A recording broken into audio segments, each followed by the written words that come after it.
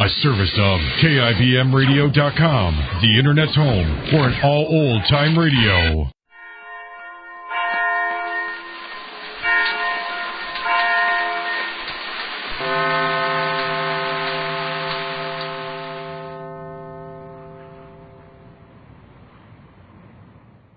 Kroger Tender Ray Beef.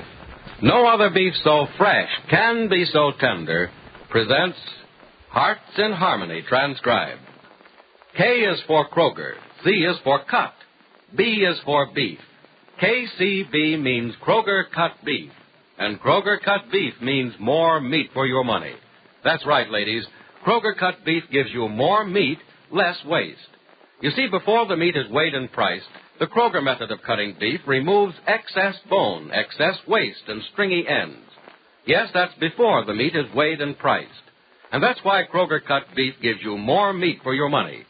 It's top U.S. government grades of beef. Meat that's tender, juicy, rich red, and marbled with just the right amount of flavory fat.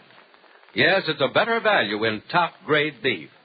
Now, for example, let's take a Kroger cut sirloin steak.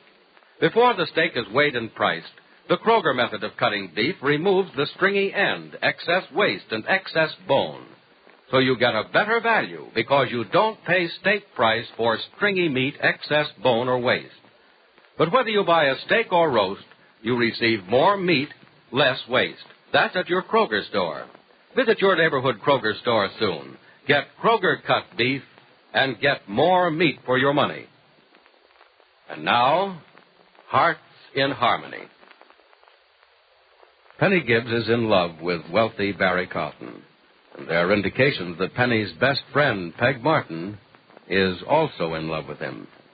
This, however, is something that Penny doesn't know as she talks to her foster father, Jed. Oh, Jed, the sun's shining right in your eyes.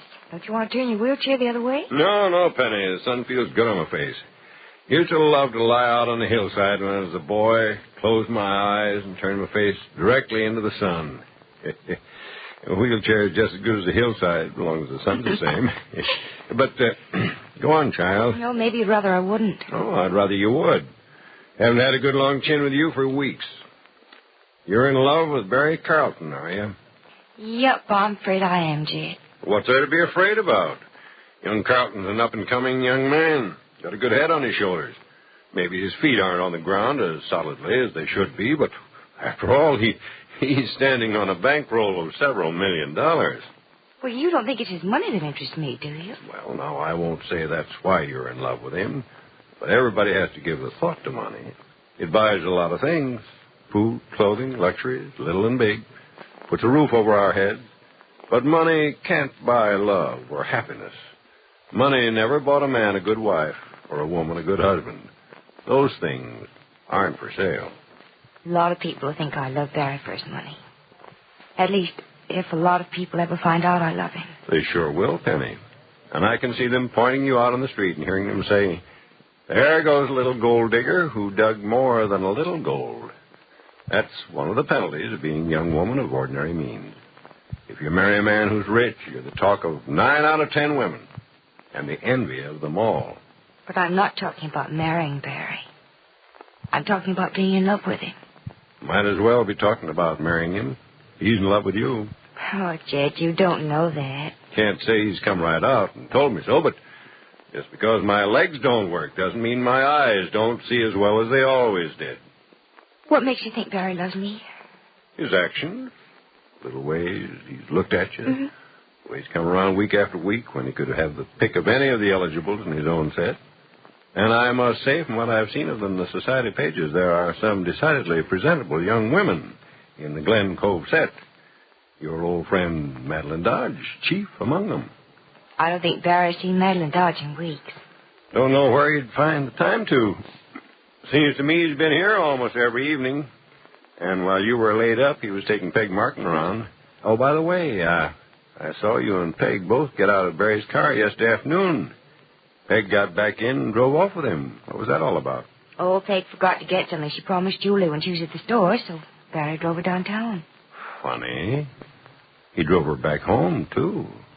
And she came in empty-handed. No, I know. She said she didn't have time to get what she wanted for Julie. Oh. Well, Just a thought. What do you mean, just a thought? Oh, nothing. Only Barry doesn't show any special interest in Peg, does he? Oh, he likes her very much. At least I hope he does, because I know that she likes him. Jed, what are you thinking? Oh, that it'd be a tragedy if your best friend turned out to be your worst enemy. Now, you listen to me. Peg is thrilled to death because I'm in love with Barry. As a matter of fact, she asked me a long time ago why I wasn't. Even accused me of being in love with him without admitting it. Oh, I don't really think that Peg is seriously interested in Barry, or he have any major interest in her. It was just a passing thought. Mm-hmm. And since it was passing, suppose we let it go by, huh? All right, Led. Gee, the sun feels good on my face. Well, you better not get too much of it. You don't want to get a burn. Oh, don't I? With all this talk about handsome young Carlton, I'm of a mind I should pay attention to my looks, too. I'm not too anxious to lose any of your affection to a man only half my age. Oh, Jed. Jed, I love you so much, I don't see how there's any love left to give to Barry or anybody else. Now, you just give all your love to Barry and save a little for me. All right. You know, it does my heart good to hear you admit how you feel about that boy. You mean you approve? Of him? Mm-hmm. And of you, too. I like the certainty with which you know you love him. It isn't the way it was some time ago when you just thought you were in love. No, Jed, it isn't. And that's because I didn't even begin to think about being in love with Barry. Just all of a sudden I was. Well, that's not unnatural, is it? No, there's nothing unnatural about love, child. The way it happens or the course it takes. Love is a natural human emotion. Love is man's most powerful driving force. Love takes a broken person and makes him whole again. Love takes hold of the dying and brings them back to life. Do you think I could survive in this wheelchair if it weren't for the fact that I love your mother and she loves me? No, I'd die. Without love, I'd want to die. Well, if you live on love, Jed, then you'll live forever. There's no one who knows you who doesn't love you. I know a bill collector once who wasn't exactly what you'd call fond of me. Well, that should have taught you to pay your debts. It did. Oh, and that reminds me, Penny. I've been wanting to ask you something for a long time. What is it? How are we doing here financially? We're getting by. Just getting by? Well, we're not putting anything in the bank to stay there, I mean. That's what your mother and I were afraid of. I wish I were in a position to say we'd offer a little more as our share of the cost around here, but I think you know what our doctor bills have come to, don't you? I certainly do, but it's money well spent, Jed. And anyway, I think Dr. Ryan's been unusually reasonable. I won't say he's taken advantage of us, but, child, there should be more left over to help you with the house. I'm managing. Peg and Freddie both help. My salary with Mrs. Carlton's more than adequate. Yes, but it costs money to feed as many mouths as are open around here. Now, if your mother and I moved out... Jed Billings, I won't have that. My mother and I settled that a long time ago. We're not going to bring the matter up again. Yes, but, child... I won't even talk about it. If you and Mother even so much as mention it once more, you're going to see me angrier than you've ever seen me. Is that clear? Is it clear? Mm-hmm. I haven't been told off more effectively since the foreman of a construction gang gave me a lecture on carelessness after I dropped a wrench on his head from 3 stories up. Well, you remember that, so remember what I said, too. Well, now, say, look at the automobile that just stopped out in the front of the house. Oh, that's Barry's car. Yes, and young Mr. Carlton at the horn, too. He wasn't supposed to be here till 4 o'clock. It's only just 3 now. Well, goodbye, child, and have a good time. Thanks, darling. Now, guess who just rang the doorbell? Oh, it's probably Barry. He's at the door and in his car, too? Well, you just open the door and see. Oh, golly, everything happens at once, doesn't it? Just a minute, I'm coming. Hello. Hello, Johnny. Guess I got here just at the wrong time, didn't I? I see Barry's out front. Mm-hmm, we're going for a ride. Oh. Well, I'm a working man this afternoon. If Jed's awake, he can go over some plans with me. No, he is. Oh, good. But, I'm not working this evening. Oh. Just a minute, Barry. Penny, I said I'm not working this evening. Oh. Well, I don't know whether or not I'll be free this evening, Johnny. Well, you're not working at Mrs. Carlton's nights now, are you? No, but I have something sort of tentative. Oh, Barry, I'll be right there. Oh, Barry again tonight, huh? Look, Johnny, I'm not sure. Would you like to phone me this evening? Sure, I'll phone. Well, go on, get out of here. Go on out to Barry before he runs his battery down, blowing that horn. All right. Bye. So long. Oh. Hello, Freddie. Oh, hi, Mr. Keith. Look, don't you think it's about time you dropped the Mr. stuff? Okay. Hi, Keith. Look, maybe you've heard rumors here and there that my name's Johnny. I also remember when I used to want to call you worse than that. Hey, look, Johnny, did I just see a hearse pull away from in front of the house, or was that Barry Carlton's car? One of his cars, Freddie. One of his cars, and Gibbsy was in this one, too, huh? Yeah. They've gone for a ride. Well, I got a nice day for it. Yeah, but some people have to work, even on nice days. I get it. You're burning, aren't you? No, I'm working this afternoon. Oh. Yeah, we're getting ready to put up that dream house of ours, and I have to go over some of the last-minute changes with Jed. You'd like to make a few changes with Barry Carlton, too, wouldn't you? Well, he's no problem to me. Now, look, Johnny, who do you think you're kidding, huh? That guy's taking Gibbsy for a ride in the country today, but he's also taking you for a ride all over the place all the time. Well, what makes you think so, Freddie? Look, I know how it used to be with you and Gibbsy. Now, maybe this is none of my business, Johnny, but I think it isn't, Freddie, and it isn't any of mine, either. You think it isn't? Well, maybe it isn't any business of mine. I won't argue that with you. But it sure is yours. You know, you and Gibbsy weren't like that for nothing. And for my dough, you ought to still be just like that. Well, times change, Freddie. And things and people change with it. Maybe so. But people don't change so much they don't recognize each other anymore. Now, look, if you don't want to do anything about this Carlton guy, why, you just say the word and I'll handle him for you. No, Freddie, that won't be necessary. Nothing like that will.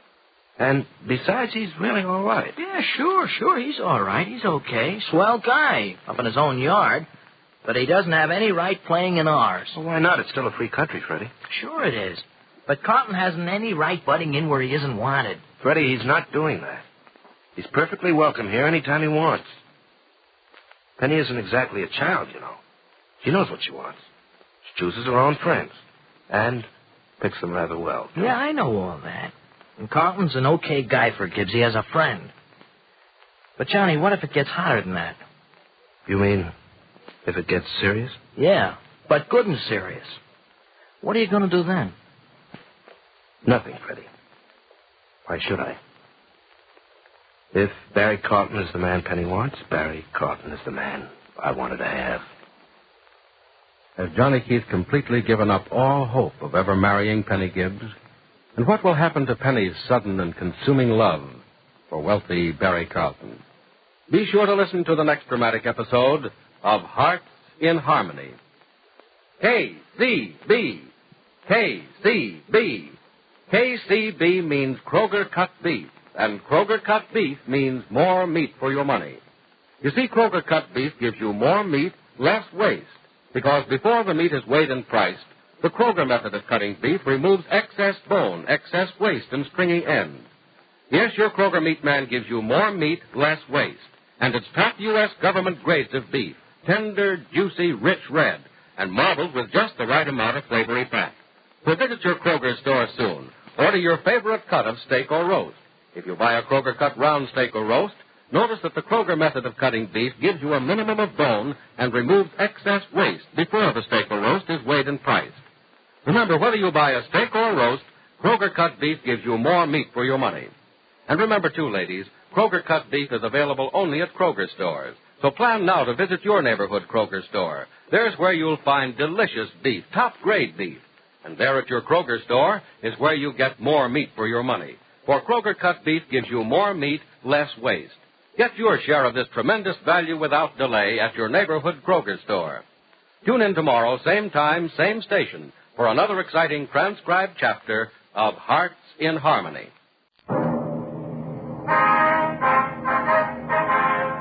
Sound off for Chesterfield. Chesterfield, the only cigarette in America to give you premium quality in both regular and king size, brings you Dragnet.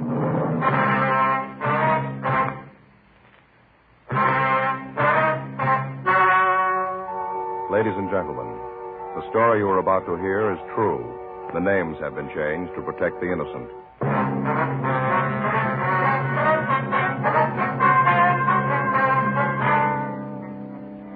You're a detective sergeant. You're assigned to robbery detail. A series of holdups takes place in your city. The victims are managers of large markets. You've got a description of the suspect. Your job, get him. Thousands are changing to Chesterfield, both regular and king size, because only Chesterfield has premium quality in both sizes. That means king-size Chesterfield contains tobaccos of better quality and higher price than any other king-size cigarette. The same fine tobacco as in regular Chesterfield. There is absolutely no difference, except that king-size Chesterfield is larger, contains so much more of the same tobaccos, it gives more than a fifth longer smoke. Yes, more than a fifth longer smoke from king-size Chesterfields. So remember, Chesterfield is the only cigarette to give you premium quality in both regular and king size. Buy 'em either way you like 'em, regular or king size. You'll find premium quality Chesterfields much milder. Yes, Chesterfield is best for you.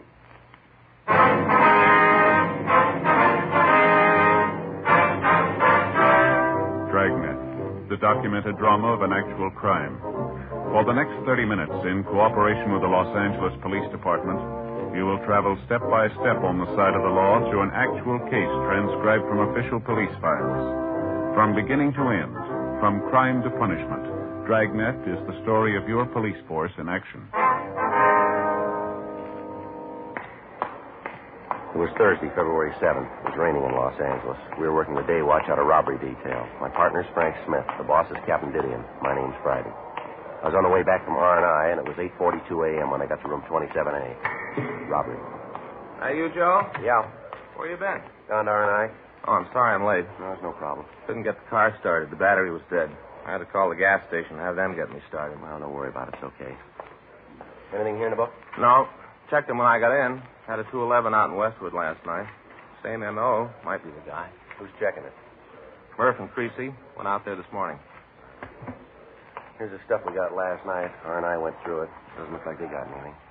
You seen the skipper yet? Oh, I saw him come in. I didn't talk to him. Came in, went to his office carrying a bottle of milk. Well, that figures. He's like a barometer, isn't he, Joe? When there's no milk on his desk, you know everything's under control. Yeah. As soon as that milk comes out, you know the ulcers are grinding. Yeah, I suppose. That must be real rough on him, though. The way the papers have been yakking about this thing. I saw Captain Jack this morning on the way in. Yeah. He said the corner pocket's leaning all over him. Well, there's got to be an answer someplace. The guy can't just keep walking into the stores and walking out again. He's got to make a mistake someplace. Yeah. What's it figure? 6 jobs so far? Yeah, 6 of them. Every one of them, he's made it clean. Hot shot. I'll get it. Well, those figures were wrong. Yeah? He just made it 7.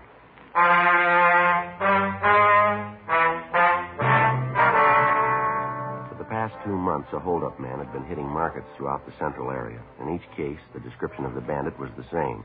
His M.O. tallied with that used in other robberies. In each instance, the bandit had been waiting for the manager of the market when the store was open. At gunpoint, the suspect would force the manager to accompany him around the market. He'd push a wire food cart in front of him as they walked. He'd pick up various merchandise and place it in the basket. He'd then force the manager to open the safe, clean it out, lock the manager in a cold storage vault, and walk out of the market pushing the food cart in front of him. Special stakeouts had been arranged at the markets. Extra units from Metro Division had been assigned to patrol duty, but the holdups continued. 9:22 a.m. Frank and I got to the address of the latest robbery, the county market at the corner of Olympic and Maryland. A radio car was there when we arrived.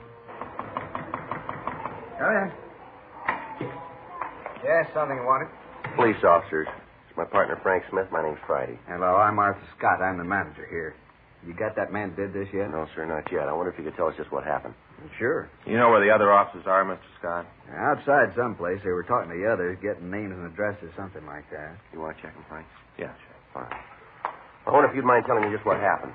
Well, the man was waiting for me when I came in this morning. I don't know how he got in. He just walked up behind me and said that I shouldn't cause any trouble. About what time was this, do you remember? Well, let's see. It must have been about 7:10, 7:15. Mm-hmm. Yeah, I came in the front door. Everything looked all right. Walked back here on my way to the office. He just came up in back of me. Yes, sir. Had this gun. He pointed at me, told me not to cause any trouble, like I said. What kind of a gun was it? Would you remember? It was just a gun. He pointed it right at me. Well, I understand that, sir. Do you remember if it was an automatic or a revolver? I guess it was a revolver, long barrel. I could see the bullets in it. I knew it was loaded. I wasn't going to mess with him. Yes, sir. Now, what happened after he walked up to you? He told me that if I went along with him, I wouldn't get hurt. And then he walked me up to the front of the store by the check stands, took one of the baskets, and started to walk along the racks. Made me walk in front of him. Real nervy. Took his time. Mm-hmm. Well, while we walked along, he'd take things out of the displays. Well, what kind of things? Well, different kind of cheeses, caviar, took some special artichoke hearts. Things cost $1.50 a jar. Expensive. Yes, sir. What did the man look like, Mr. Scott? Can you give us any kind of a description? Well, that's kind of hard. He had on this big overcoat and a brown hat pulled down, and then the black mask over his face. I couldn't get a very good look at him. Well, how old would you say he was? Oh, boy, I'd have to guess on that. Maybe 50, 55. Looked that old anyway. About all I could see was the bottom part of his face, like he was pretty old. Mm-hmm. How about the color of his eyes? Could you see them? Yeah, through the mask they were blue. Real light blue, kind of watery. About how tall would you say he was? Maybe 5'2" or 3. Short little man. Mm-hmm. How about his weight? Real little, like I said. I don't think he weighed more than 130. That'd be outside, too. Was there anything unusual about him? Anything at all that you can remember? No, not that I can remember. Anything in the way he talked? Some accent of any kind? Anything like that? No, nothing at all there. Mm-hmm. How about the coat he was wearing? What color was that? Do you remember? It was a dark brown, sort of a herringbone. Looked real old, like it'd been worn for a long time, kind of frayed around the edges of the cuffs. You know, around here like this, and the buttonholes on the coat were all torn, too. Oh, excuse me. Yes, sir, go right ahead. Scott? Yeah. How much?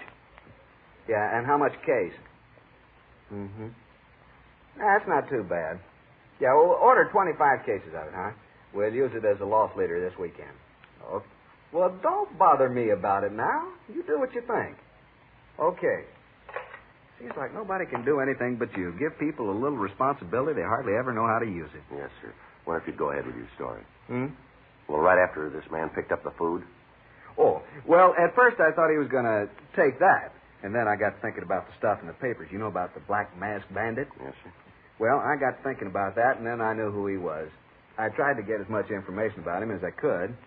Not much, anyway. About this time must have been 7:30 or so. Jack Thomas came in. He works in the vegetable department. And right away, this guy said for him to get in the back. You mean back here?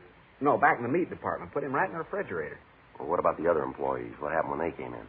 He'd make them get back in the refrigerator. Cold. People were pretty lucky. Being as how it was cold outside, most of them had coats on. Would have froze if they didn't have. I understand. Customers, too. They'd come in, he'd put them in the refrigerator. There was 14 people in there when he got through. A couple of kids, too. Came in with their mothers. I see. Well, then he took me back to the safe, made me open it. I thought about saying no, but it's a little safe, you know, down low. Yes, sir. Well, I knelt down to work the combination. I looked up at him, had the gun pointed right at my head. I looked right into the barrel, saw the bullets in the cylinders. I was scared, and I opened the safe. He took the money and put it in a paper bag and dropped it in the basket. And he put you in the refrigerator, too, did he? Yeah, that is, he started to. When he opened the door, the people in there were all shivering, flailing their arms around, trying to keep warm. It's a little room, not much bigger than this, and there wasn't much room to flail. Anyway, they asked him if he wouldn't let them out. He said no, but then he asked me if there was someplace else he could put him. And I told him that the only place I could think of was another storage room. We use it sometimes when we got a real big shipment of meat. Don't usually keep it under refrigeration. I see. They let you all go there, huh? Yeah, it's the darndest thing I ever saw. 14 of them. All 14 herded them just like cattle. Moved them all to the other cooler. They were all so cold they'd have done anything to get out of that one. I tell you, officer, I was scared that one of them might try to be brave about it and cause trouble. I think that guy would have killed him right on the spot. Yes, sir. Well, what did he do then? Well, he locked the door. Then from what I could see through the cooler window, he just strolled out of the store and down the street. He was still wheeling a basket in front of him. Anything, Frank? Yeah, Joe. I checked with Wheelock from the radio car. He said they canvassed the neighborhood, came up with a man who thinks he saw the bandit drive away. Was he able to give us any kind of a description on the car? No. Said he saw this guy walking down the street pushing a basket and thought it was kind of funny. Didn't pay too much attention to it. Saw him get into a late model Ford and drive away. Couldn't give a very good description of the car. Said it was a dark color. Not sure about the year. The guy still had that mask on? No, didn't have the mask, but the fellow didn't notice anything about his face. Can't help us much there. He's going to come down and look through the mug books. Oh, that's good. Do you have any idea how much money was taken here, sir? Well, no, I can't tell you to the penny, but I figure about $3,500. You usually keep this much money on hand, do you? No, not as a rule. I didn't get to the bank yesterday. We had an inventory sale going on. I just didn't get the chance. Did the bandit take anything you think might help us identify him? Anything from the safe that you might be able to describe? No, not a thing. Just the money. Of course, that's enough. There wasn't much in there. A wristwatch that was lost here in the store. He looked at that but threw it back into the safe. Was he wearing gloves, do you remember? Yeah, he was. Looked like pigskin, sort of a light tan. Mm-hmm. Oh, I know what you're thinking about, fingerprints. Oh, with those gloves, he wouldn't leave any. Yes, sir. Say, officer. Yeah? You talked to the other officer that was here, the one in the car? Yes, sir, I did. He was kind of in charge of the people in the icebox, took care of them. Was any of them hurt? No, sir. Some of them were pretty cold, but they were all right. Yeah, we keep that box turned way down to sub-zero. Yes, sir. I wonder if, as police officers, you'd mind talking to those folks. They're all good customers here. I'd hate to lose them to French's Fine Foods down the street.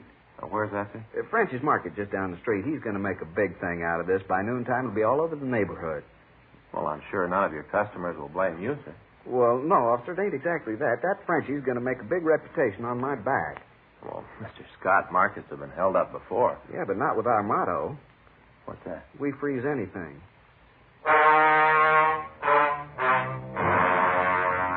9:46 a.m. Frank and I continued to talk to Arthur Scott. We questioned him about the actions of the hold-up man, but he was unable to give us any new information. The crime lab came out and checked the store. The M.O. was the same. He'd entered through a rear window. Tool marks were found. Photographs were taken. No other physical evidence was found. 10:14 a.m. We drove back to the office and checked with Captain Didion. 3 other teams of men were assigned to help us in interviewing the people who had been locked up in the refrigerator. None of them could add anything to what we already knew. Because of the age of the bandit and the smoothness with which he operated, we had a hunch that he might have served some time in a state prison. Frank and I checked out a trip car and drove up to Folsom Penitentiary. We checked with Warden Heinze and told him what we wanted. For the next 2 days, we checked the prison files. We got several possible leads, but when we got back to Los Angeles, none of them led anywhere. Tuesday, February 12th, 8:49 a.m. We checked with Captain Didion. Well, you come up with anything? No, not a thing, Skipper. We checked them all out. Nothing. How much longer do you figure it's going to take you to come up with something we can use? We're doing everything we can. We've run down every lead. They all go nowhere. Yeah, I know. I've been telling the corner pocket that all month. It doesn't prove a thing, and they aren't buying it anymore. Well, Frank and I got an idea, Skipper. It's kind of wild, but might turn it. Well, let's hear it. Well, if you take a look at the map over here. In the last 2 months, he's hit 7 places here. Here, through here, and up and through here. Not much of a pattern, but maybe there's enough to work on here. Mm-hmm. From the way he's worked in the past, he's going to be waiting in the stores when the manager comes in. So the problem is to find some way to check the managers after they first get to the stores. So? Well, so most of the stores open about 8 o'clock. From what we've been able to check out, the managers get in about, 6:30 to 7. We make arrangements for them to call the office after they're in the stores, and they've checked them through. How are you going to work the calling? Well, Frank and I figured that if we could stagger the call, so we'd get one at, say, 6:30, next one at 6:31 or 6:32, and so forth. We allow them 5 minutes leeway. If we haven't heard from them in that time, then we know something's wrong. How many men do you figure you're going to need to do this? Well, maybe 2, 3 other teams. Those and the men from Metro that we have now. It's wild, Skipper, but it's about the only thing we got left. How long will it take you to check with the store owners? Well, maybe 2, 3 days. We figured we'd keep it in this area right over here. It seems to be maybe where he'll hit next. Now, just a minute. Robbery, Didion. Yeah. When? You sure about the ammo? Mm-hmm. Description? Send it in, will you? Right. Better enlarge that area. What do you mean? He just hit in Sacramento.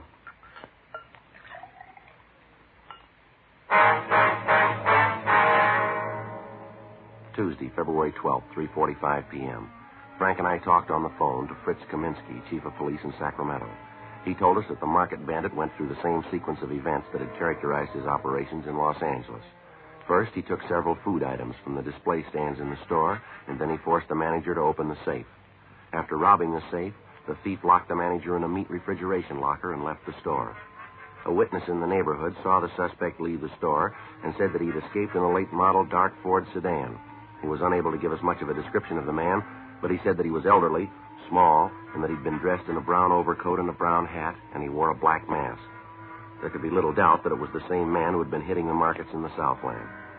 Wednesday, February 13th. Frank and I checked out a trip car, and we drove up to Sacramento. We talked with the victim and with the witness. Both of them were unable to find the thief's picture in the mug books. Stakeouts were arranged on the markets in the Sacramento area, and additional bulletins were gotten out on the Ford sedan. Frank and I returned to Los Angeles and started to set up the plan that we discussed with Captain Didion. Each of the store managers agreed to cooperate, and starting the morning of February 18th, the plan was put into operation. 3 weeks passed. The bandit failed to hit again. March 18th, 6:37 a.m. Robbery, Murphy. What's that number? Yes. Robbery, Smith. Yes, sir. Okay, thanks. Number 38, okay. Right. Still no word from 34. We better get ready to roll on it. Let's see. That's that supermarket on Palmetto Avenue. That's right. Let's go. Murph. Yeah? Catch the rest of the calls, will you? Yeah, sure. What do you think, Joe? I don't know. Let's find out.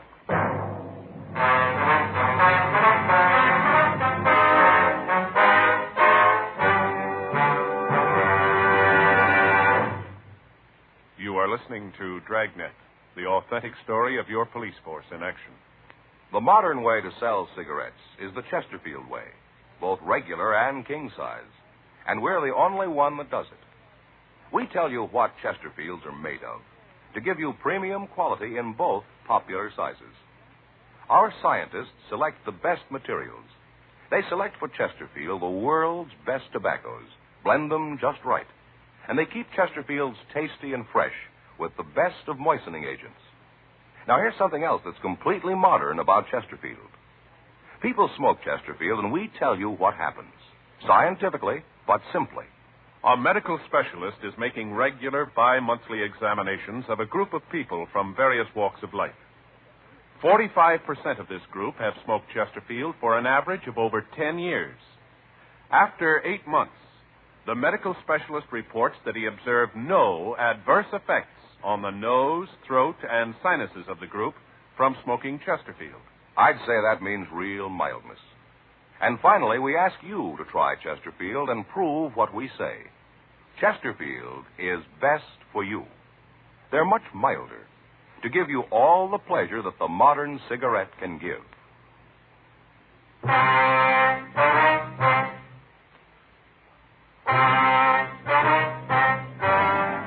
It took us a little over 5 minutes to get to the store on Palmetto.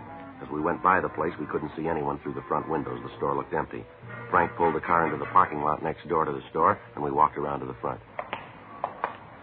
How about it? No, I can't see anything from here. You want to cover the back? Yeah. I'll give you time to get back there, then I'll go in the front. Right. Watch it.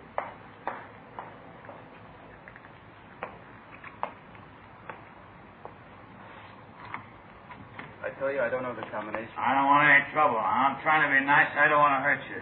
Now open the safe and everything will be all right. You read the papers. You know about me. Now do what I say and nothing will All right, mister. Let's hold it right there. Police officers, put that gun down. Stop. Watch it, Joe. He's coming at you. Get out of my way. All right, come here. You okay, Joe? Yeah, I got him, Frank. You want to shake him down? Right. Here. You got him? You got the gun? Yeah, we got him. I was sure scared there for a minute. I tried to think about how I was going to stall him long enough for you to get here. Yeah. He's clean, Joe. All right, come on, mister. On your feet. Come on. What's your name? Clark. Leonard Clark. All right, let's go. You want me to go along with you? Yeah, well, once you make a crime report. Fine, I'll do anything to help try to rob me. Lousy deal. Might have known something was wrong the way that guy played it. Should have known. Yeah, sure.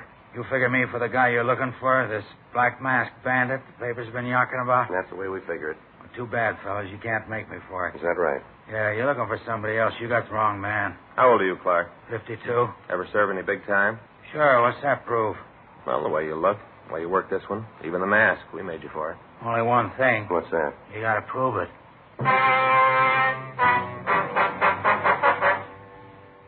8:30 a.m. We took Leonard Clark downtown to the city hall. We talked to him for about an hour. He admitted trying to hold up the market, but he insisted that he was not the black mask bandit. He told us that he'd read about the holdups in the paper and that it seemed like an easy way to pull a robbery. He told us that he'd used a pinch bar to jimmy a rear window in the market, and then he entered the place. He told us that he'd waited for the manager to come in, and then he tried to get him to open the safe. Sergeants Murphy and Creasy went out to his home. They found nothing there to tie him in with the other robberies. A check through R&I showed a record on Clark listing 2 convictions for 211 and 1 count of 245 PC. He'd served time at both San Quentin and Folsom penitentiaries, as well as some of the eastern penitentiaries. Mug shots of Clark were shown to the victims of the Black Masked Bandit, and they said that it was a possibility that he could be the man who'd robbed them. Friday, March 21st, a special show-up was arranged, and the victims were asked to be present. We explained that the questions asked were for the express purpose of acquainting the victims with the suspect's voice. Clark was brought out on the stage and asked his name. Leonard Clark. What were you arrested for? I don't know. You must know what you're being held for. They say I'm the Black Masked Bandit. Are you? No. Were you armed when you were arrested? What? Were you armed when you were arrested? Yeah. What kind of weapon were you carrying? .38 revolver. Leonard, could you speak a little louder, please? .38 revolver. How long you been in jail? Since Tuesday. Where were you arrested? Market out on South Palmetto. It's a long street. Where on South Palmetto? 1721 South Palmetto. What were you doing there? Was arrested for trying to hold up the place. You ever done any big time? Huh? I say, you ever done any big time? Yeah. Where? At Q, Folsom. What'd you do the time for, Leonard? Which time? Well, let's take them in order. How about Quentin? 5 to life for robbery. How about Folsom? Same thing.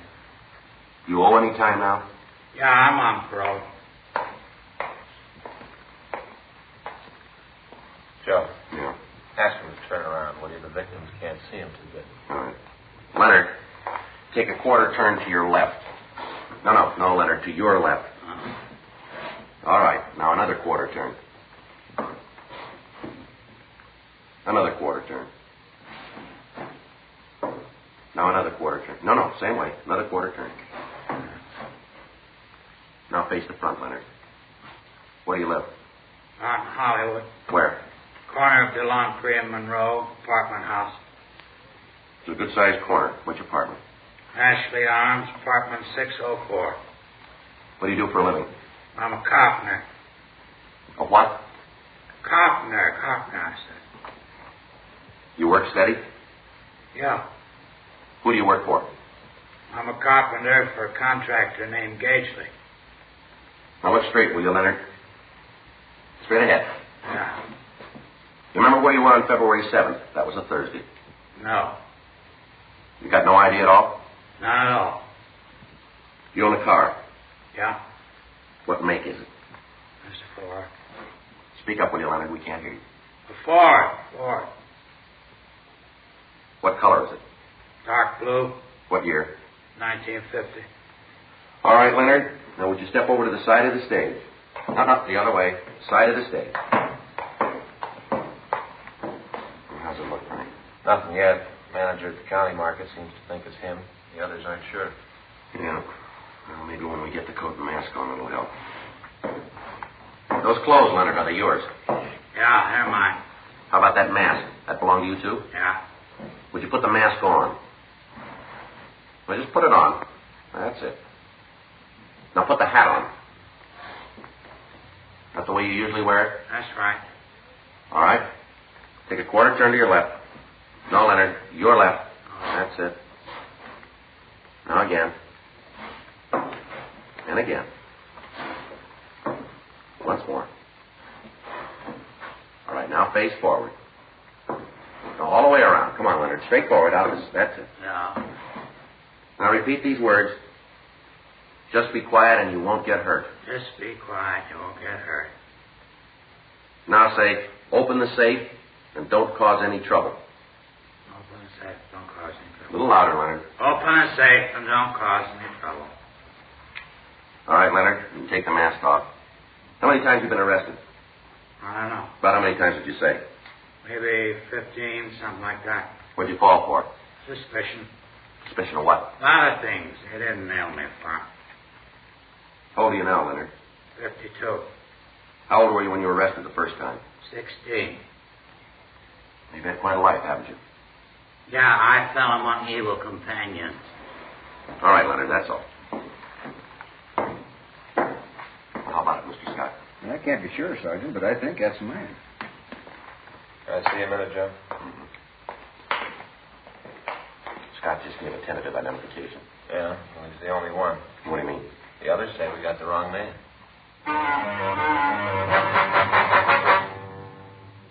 11:45 p.m. We returned Leonard Clark to his cell. Frank and I continued to question the victims of the Black Masked Bandit. Only one of them was able to give us a tentative identification. Clark would be filed on the following morning for attempting to rob the market on Palmetto Avenue, pending investigation on the other charges. The working detective has come to know that many times at a show-up, identifying witnesses sometimes become confused, sometimes fail to speak up for one reason or another, sometimes due to fear, the idea of incriminating a man, thus making the officer's task of bringing a suspect to justice all the more difficult. In spite of the lack of identifying witnesses, Frank and I felt reasonably sure that we had the Black Masked Bandit in custody. The following morning, March 22nd, we checked into the office to fill out the follow-up forms. You know, Joe, I just can't figure it. He's got to be it. He's got the motive, the opportunity, everything. Yeah, M.O. matches. We got him on one count anyway. What happens now? Well, I guess we just wait. If there aren't any more holdups, we know we got the right guy. It's about the only way you can do it. Anyway, you slice it, Clark's finished. The court gets through with him this time, they'll nail him for life. Yeah, I suppose so. He sure looks like the guy to me, though. I tell you, Joe, he's got to be it. Everything fits with him, all the way down the line. That's what I figured, too. Friday, Smith? Yeah, Skipper. Call from Hollywood Division. Just had one at 3rd and Selma. Yeah, what about it? Black Masked Bandit. We haven't got him.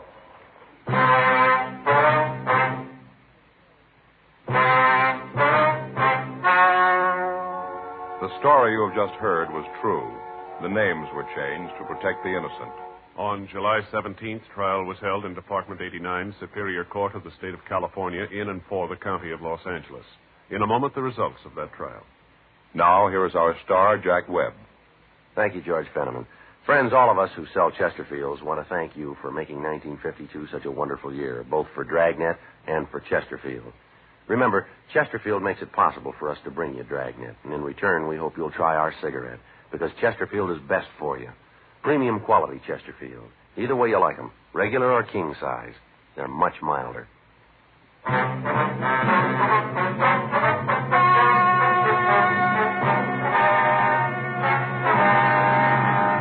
Leonard Stanley Clark was tried and convicted of attempted robbery. Because of his previous criminal record, he was sentenced to life imprisonment without possibility of parole. He is now serving his term in the state penitentiary, Folsom, California. Next week, The Big Mask, Part 2. Ladies and gentlemen, as an investment, bonds are better than ever. So whether you already buy on the payroll savings plan where you work or the bond-a-month plan where you bank, get an extra bond for defense tomorrow.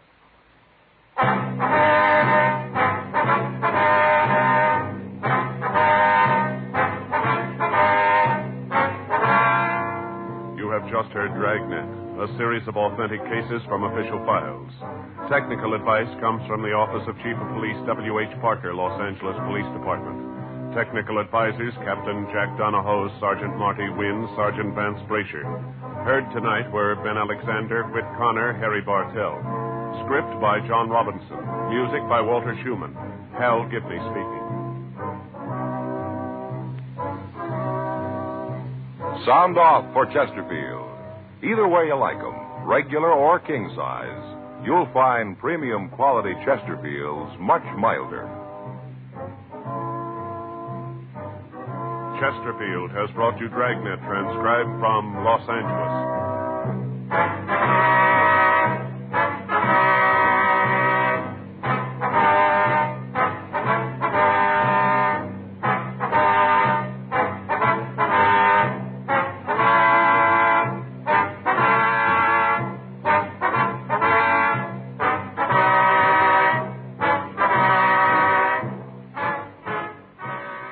Tonight, there's more adventure with Barry Craig, confidential investigator, on NBC.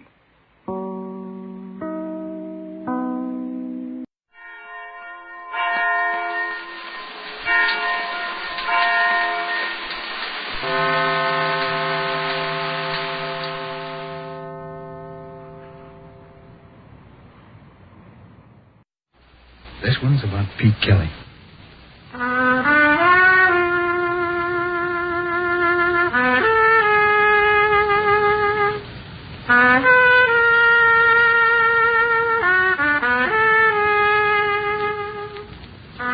about the world he goes around in.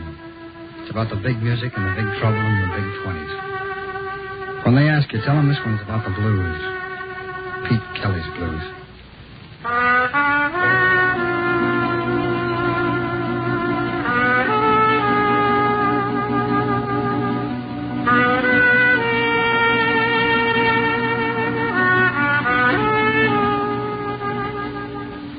Pete Kelly's Blues, starring Jack Webb, with story by Jim Moser and music by Dick Cathcart.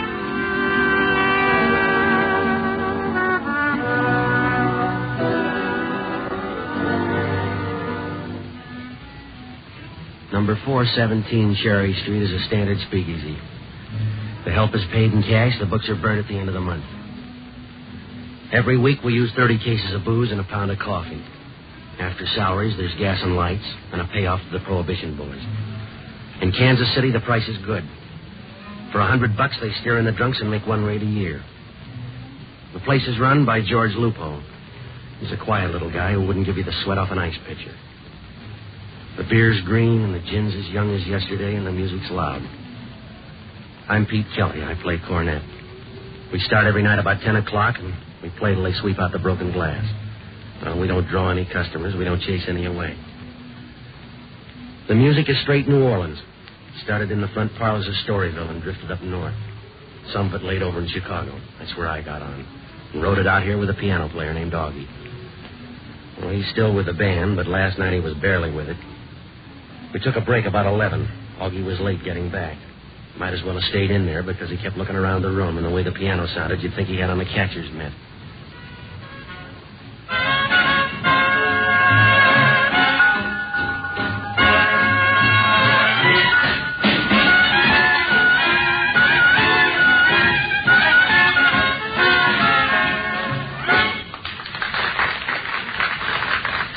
All right, that'll do it. Let's get off for a while, huh?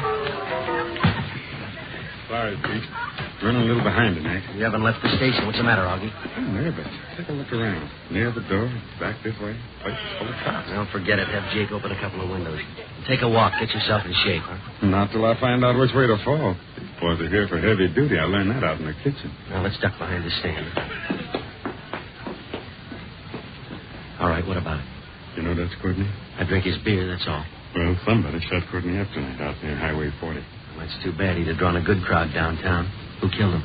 I don't know, but whoever he is in for a big night. The police are trying for him. So's his partner. Well, let him play. How does our place fit into it? I couldn't guess, but we'll find out soon. See the big guy that just walked in the door? Yeah, boss cop? Almost. It's Eddie Newman. That's Courtney's partner. Come on, we better get back in the stand. Kelly. Yeah. My name's Newman. Come outside. Well, we're due to play. I'll hear you later. Come on.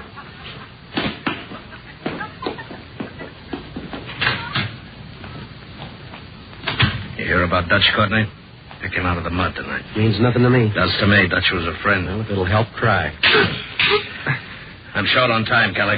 Now, give me a rundown on Gus Trudeau. There's nothing to say. He played for a while and he went to the boneyard. You know him? You know his sister? You'll have to ask Courtney about that. I haven't seen her since the old days. You knew Gus well enough to figure he didn't like Dutch Courtney. He didn't like him 1 pound. Well, you can't blame him. Dutch sidestepped and paid Trudeau's way to jail. Bookkeeping. I don't know anything about it. All right, look, Newman, you're on the wrong track. This is a job killing. Your boy got frisky and somebody sent down a Chicago gun. The price tag shows. Sorry, Trudeau's my pick. What'd he hit him with, a high-powered rifle? Gus Trudeau's away up in Leavenworth. He used to be.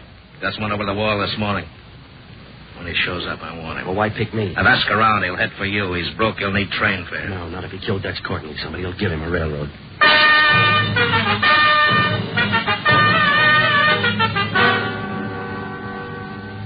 When they dragged the blues out of the back room and moved them up front, there were 3 of the best leading the parade. They were all blowing cornets. One was Buddy Bolden, one was King Oliver, and the other was Gus Trudeau. Oh, he was a lot of music, but not much man. He picked me up on a union date on the south side of Chicago and taught me how to play. He got into me for a Boston 3-star cornet and gin for the rest of his life. When he got down to running errands for Dutch Courtney, I left for Kansas City. A couple of months later, Courtney needed a patsy, and Trudeau was it. He wound up with a 5-year stand at Leavenworth. But Gus never felt right unless he was in trouble. Only this time he cut me in for a piece, too. Well, I picked up a drink at the bar and fought my way back to the stand. Anything wrong? No. Did you finish the set? One more to go, Jasmine. All right, let's do it. What's wrong, Pete? Friend of ours killed Dutch Courtney. Jasmine.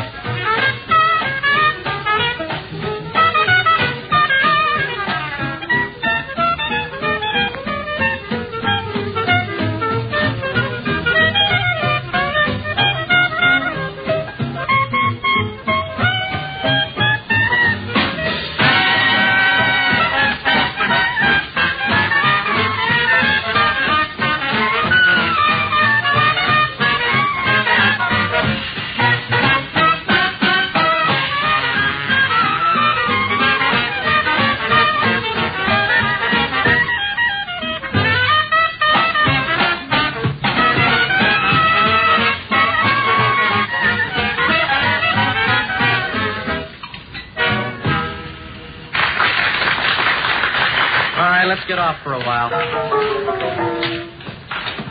Now, who did you say killed Dutch Courtney? Gus Trudeau. What with? Brad? Trudeau's in jail. No, not since this morning. Which one of you is Kelly? I am. A friend of yours in town wants to see you right away. Who is it? He's waiting up at your room. Did he give a name? Just Gus.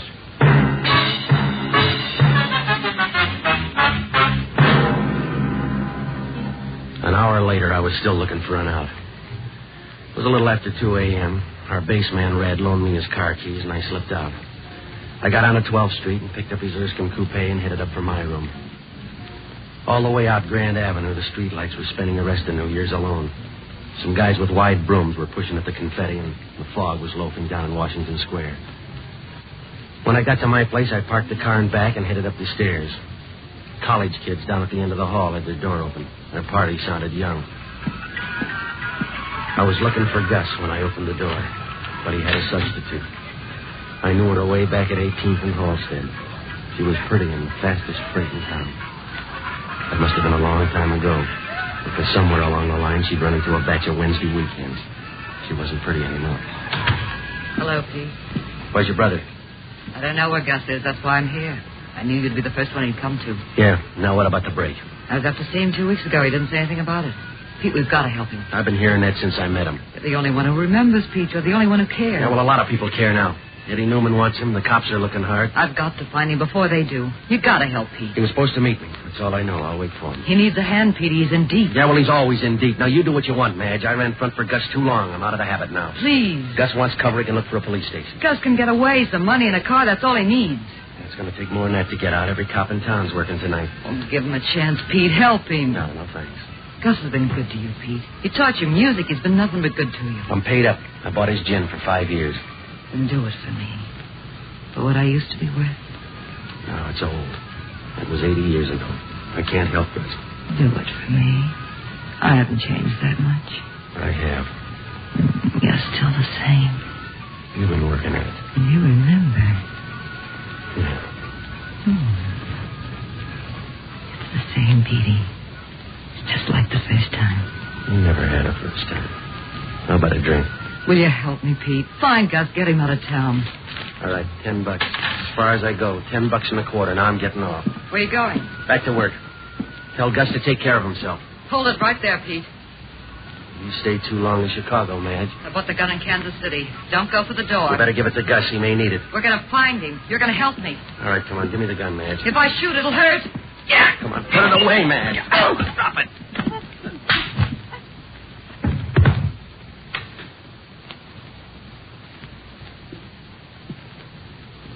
Who Who's she? We'll trade. Who are you? Cage. I work downtown on homicide. Who you got on your floor? Madge Trudeau. Tell me about her. I knew her in Chicago. After that, I heard she did favors for Dutch Courtney. After that, I don't know. Is she tired? What's she doing here? Looking for Gus Trudeau. Where is Gus? I don't know. I've been asked that twice tonight. This is the third time I don't know. You probably will. Why? Why do I have to get into this? Because you're Gus Trudeau's friend. Then let's get him another one. I'm tired of the job. I don't blame you, fella. You'll come out of this with a lot of trouble. For instance? I'll make it simple. If Gus Trudeau shows and you turn him over to Newman, we'll send you up as an accessory to murder. If he shows and you turn him over to us, Newman will probably kill you. Oh, that's real good. In the meantime, what do you guys do for a living? We're busy. We couldn't prove Newman killed you. It's after 2. Get back to that club. And leave you here? I got work to do. Like what? This woman. I'll see if I can get anything out of her. Yeah, well, it's been done before, but I'll bet 10 to 1 in your case. Go on back. I'll tidy up here. Good night, cop. Leave the rugs.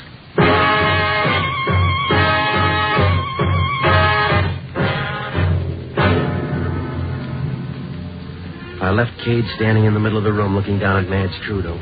He didn't watch me leave, but I figured it wouldn't be too long before he turned that gleam back on me. Well, I went back to 417 and ran into our piano man, Augie, outside in the alley trying to steal some clean air. Happy holidays, Petey. I've got. I didn't see him. Oh, forget him. I got it all figured out for the two of us, Petey.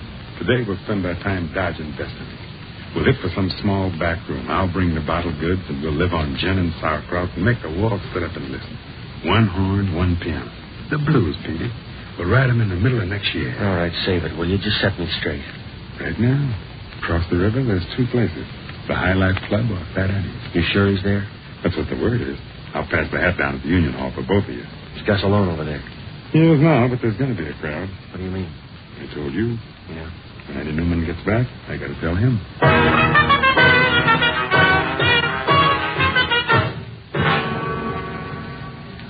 I knew it was a silly move. Newman had 100 guns on tour for Gus. Cage and the boys from headquarters were standing by for seconds. Helping Gus Trudeau was out of order, but I couldn't get one thing out of my mind. If Gus did kill Courtney, why didn't he pick up some travel money before he did it? I was backward. If you're going to hang up your pants, you take them off first. Well, it was about 3 a.m. when I got down to the river and crossed over to the Kansas side. The High Life Club was smoked up and had a little of everything, except Gus Trudeau. I looked in the kitchen and tried a back room. Then I went to the bar to see if I could drum up some talk. I had one taker, a boy with wavy black hair. He got up from a table of 3 others, walked over and sat down next to me. Hello. Come in your office? That was the first time. Welcome. Buy a drink? No, I'm all set. Try one yourself. Oh, I think drinking is all right, but I hate people who drink too much, don't you? You work here? Well, not regularly. Sometimes I dance when the other act doesn't show up. You here alone? Waiting for someone? Waiting for a guy named Gus Trudeau. You one of his friends? Ahmet. Where is he? He left a while ago. I'm not sure where he went. Well, get sure. It's important. Well, he mentioned someone named Investigator. All right, hold it. Well, what do you hear, Kelly? All right, get away, Newman. Try another stool. This'll do. If he asks you to leave, I think you should leave. Well. Choir boy. That's nice. Leave him alone. Who is he? I never saw him before. What's he know about Trudeau? Nothing. Don't kid me. You're not here to spend the time of day. You're here for Trudeau. You, little friend, where's Gus Trudeau? I don't have to talk to you. I'm a guest in this place. You're not anymore. Now climb down and head for that door, both of you. You can't make us do that. We're not going to leave. It's a split vote, Buster. I don't like the way he pushes. That's right. Just walk. I'll bet you look good. I knew right then. As we walked out, I knew Eddie Newman wasn't going to leave him alone. He was going to pick at him, whether he knew anything about Gus Trudeau or not. It was going to get messy, and the boy with the nice eyes was going to help. Outside, it wasn't snowing anymore, but the ground was covered right down to the river. The moon out, and it looked all right if you like nature. We walked over toward a bunch of trees. Newman's car was parked there, a black touring sedan with a strong-armed guy in the back seat. There was another one sitting on the running board. He had a machine gun across his lap. This'll do. All right. Now let's hear about Gus Trudeau. I don't know anything about him. This man and I were just talking. Go easy, Newman. I never saw him before. Does he always talk to strangers? I'll bet he does. None of your business. Where's Gus Trudeau? I wouldn't tell you. Suppose I knew, I wouldn't tell you. Oh, yes, you would. Keep your hands off of me. Stop pressing, Newman. You don't care about Trudeau now. You just don't like this guy. Stay out, Kelly. Come here, you. stop screeching. I'll break your arm off. Keep your hands over me, you big, dirty pig. You're in trouble, fella. Shut up. He is a pig. His hands are dirty and his teeth are dirty. No pity, even his clothes are dirty. Oh, that knife. Now lay there. All right, Dave, move in here. Back away, Kelly. You're up, choir boy. Please, mister, do something. Don't let a thing like this happen. Already has, Buster.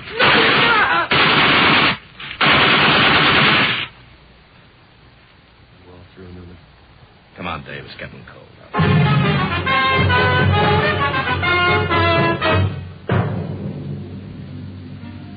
Newman climbed into the car and they drove off. I stayed there a minute to look at the guy in the snow. His face was unmarked. I did him a favor. I rolled him over so it showed in the moonlight. I knew his mother'd want him to look good tonight. Eddie Newman's chopper squad cut him down.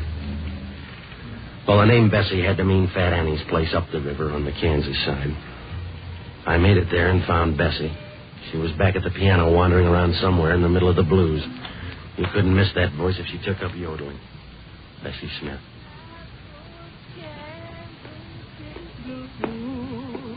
Hi, Pete. Hi, Bessie. What do you know? Round back, Pete. You go up the stairs, the loft. Way up there at the top. Thanks, Bessie. Okay, Pete. All right, Eddie.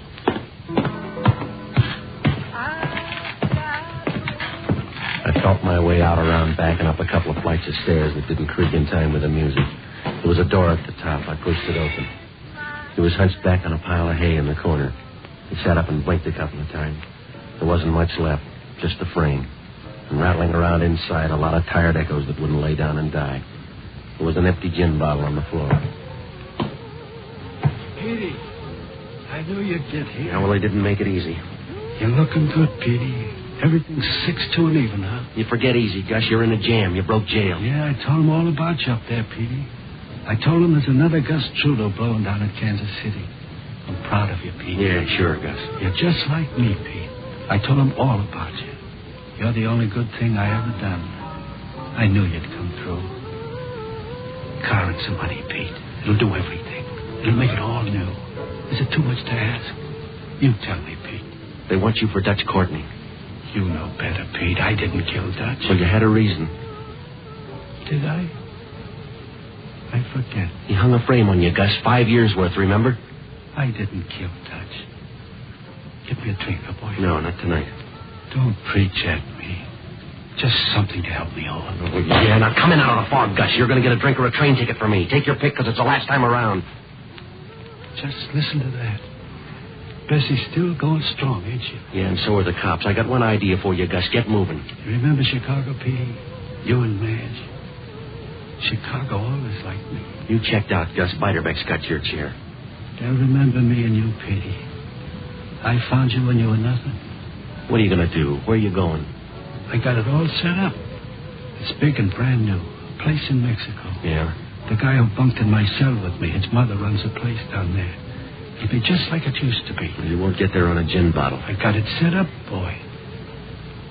A car and some money. It's not much to ask. You haven't got a drink, have you? You can drink in Mexico. Where are you dreaming up the car and the dough? It's fixed, boy. You just see this guy and tell him I'm ready. Abe Gaffney. He's got a place on Pershing Road. You know it? Yeah, I know it. Abe's doing all this? Just tell him I'm ready. How's Madge? She's all right. Come and see me, huh? It's hot down in Mexico. Gets hot here. What's the matter, Pete? You ain't sore, are you? No, I ain't sore. I'm just tired. I'll tell Gaffney, and then I'm checking out. Goodbye, Gus. You're not getting too big for your old friends, are you, boy? Friends are like everything else, Gus. Yeah? They wear out on you.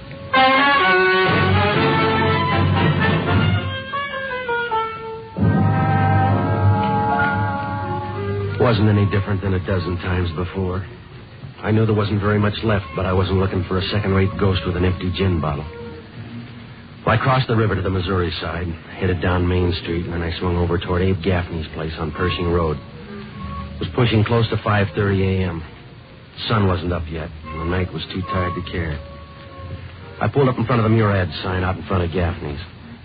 Inside, a counterman with pimples and coffee was leaning on last night's paper. A beaded curtain shut off the hallway that led back to Gaffney's room.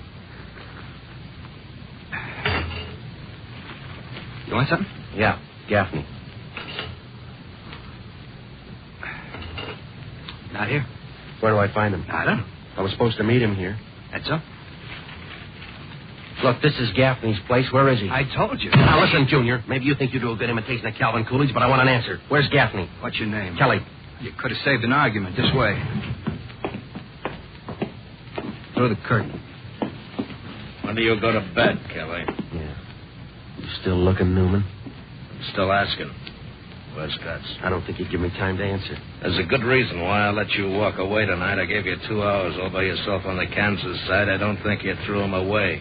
You got a line on Gus Trudeau, and I want it. I got nothing for you. Don't be silly, Pete. The cops get him or I do. He goes either way. You get no help from me. I don't want help. I want Gus. Now, come on! Come on! Come on, or I'll make you part of the wallpaper. You better send for Dave. I don't need it.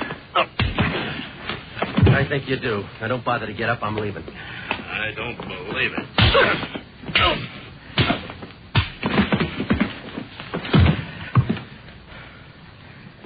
Wasn't your turn, Kelly.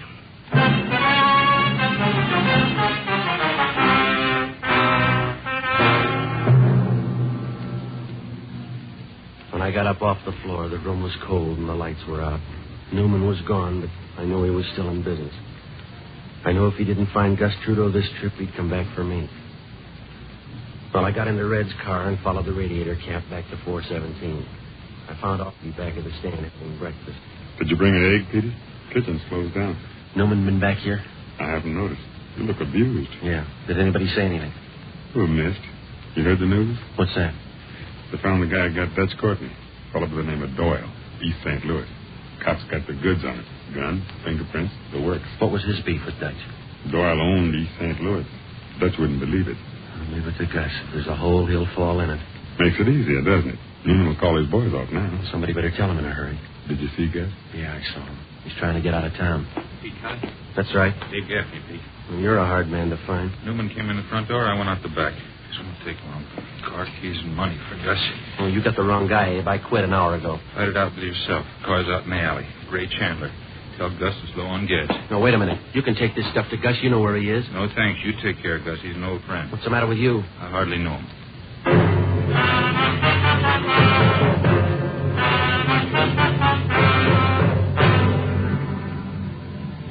The clock over the bar said 6:15.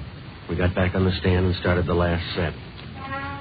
80 pounds of stale cigarette smoke was holding up the ceiling, waving down in a dirty blue curtain over the dance floor. Behind the bar, one of the guys was wiping up. 2 couples picked their way to the dance floor, pushed each other around a while, and finally gave up. Oh, the whole thing, it was all out of step. Wrinkled stockings, brown gardenias, torn paper hats, and Gus Trudeau. He walked in the door and stood off to one side, just back of the stand. Hey, Pete. Gus got here. He's safe now. Don't make book on it. All right, last one. The blues in B flat.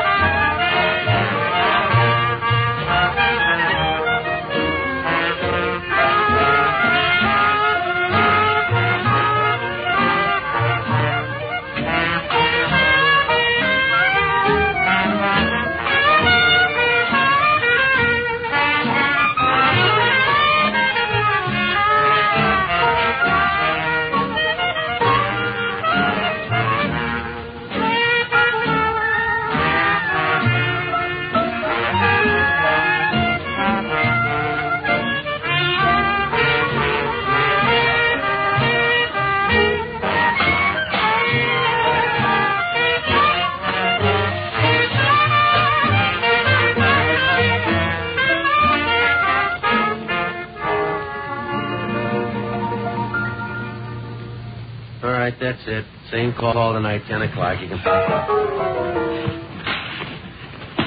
Pete, Petey, over here. I heard you. You sound good, Pete. Just what I told him up there. You're on your way, boy. All right, now you heard it, Gus. Here's the money. And the car keys. I'll see you, Gus. You know what I told him? Another Gus Trudeau's blown down to Kansas City. Yeah. All right, boy. I'm leaving. Happy New Year, Gus. Hi, Madge. Hold it there, Pete. It's a family fight. Stay out. I thought I took that gun away from you. What's the matter, Madge? What are you doing? Don't tell me that talk, Gus. Dutch can't hear you. What do you mean, Madge? You killed him. You blew your top and killed him just like you did everything else for me. You and that gin and that cheap brass horn of yours. You sped us all, Pete and me. You ran through the whole bunch till you got to Dutch. Pete, I didn't do anything. You killed Dutch Courtney. I loved him. I loved him enough to square it. You got it wrong, Madge. Goodbye, Gus. I'll tell him to throw your horn in after you. Read the paper, Madge. You killed the wrong brother. Stay away, Pete. It's in the paper, Madge. A guy by the name of Doyle. He killed Dutch. They're not sure. Are they? They're sure. What'll I do? I got two things for you, Madge.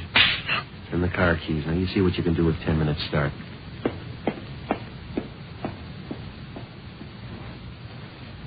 You didn't have anything more for Gus, did you, Pete? No, I guess not. Well, maybe. Yeah. Gus finally got out of town.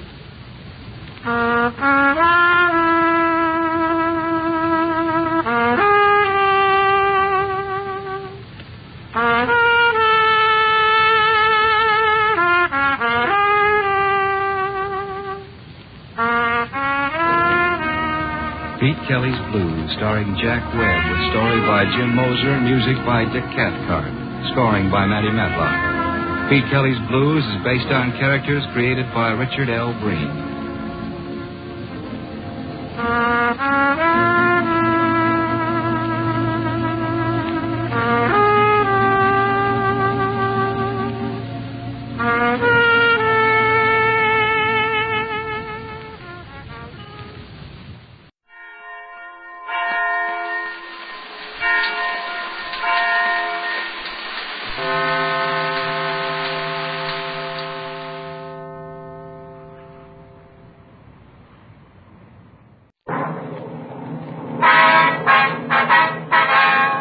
Sound off for Chesterfield. Chesterfield, the only cigarette in America to give you premium quality in both regular and king size, brings you Dragnet.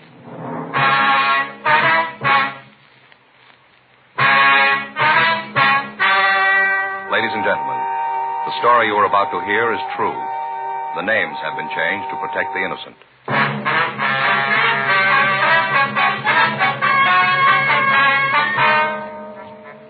You're a detective sergeant.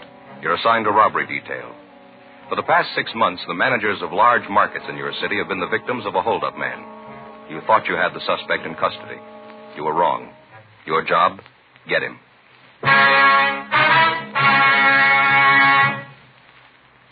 There's only one premium quality cigarette in America, available in both regular and king size, and that is Chesterfield. Premium quality in a cigarette means the world's best tobaccos, the best ingredients, the best cigarette paper. Only Chesterfield gives you this premium quality in both popular sizes.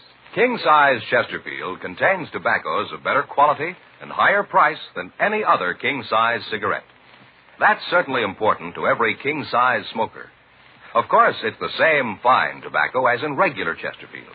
There is absolutely no difference, except that king-size Chesterfield is larger, contains so much more of these premium quality tobaccos that you get more than a fifth longer smoke from king-size Chesterfield. Yes, the modern way to sell cigarettes is the Chesterfield way. Premium quality, both regular and king size. And either way you like them, Chesterfields are much milder. Chesterfield is best for you.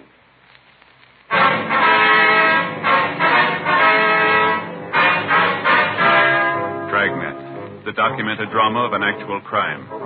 For the next 30 minutes, in cooperation with the Los Angeles Police Department, you will travel step by step on the side of the law through an actual case transcribed from official police files. From beginning to end, from crime to punishment, Dragnet is the story of your police force in action. It was Saturday, March 22nd. It was cold in Los Angeles. We were working the day watch out of robbery detail. My partner's Frank Smith. The boss is Captain Didion. My name's Friday. We were on our way out from the office, and it was 9:36 a.m. when we got to 4623 Linwood. Bakery shop. Yes, sir. Can I help you? Police officers, ma'am. Oh, yes, you want to see Mr. Jenkins. He's in the back. Right through that door. Thank you, ma'am. How is Mr. Jenkins? Well, he's all right. Got a bad cut on his head. The ambulance was here. Uh-huh.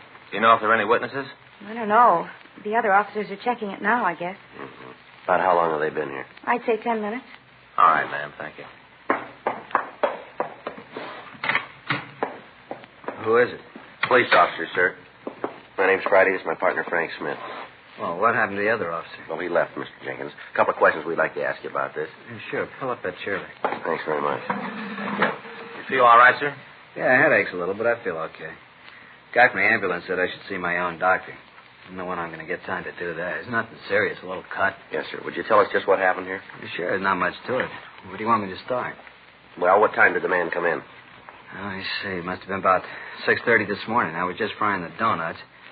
I heard this knock on the back door, and I let him in. What did he look like, sir? Well, just like the descriptions in the paper. That's how I knew it was the Black Masked Bandit.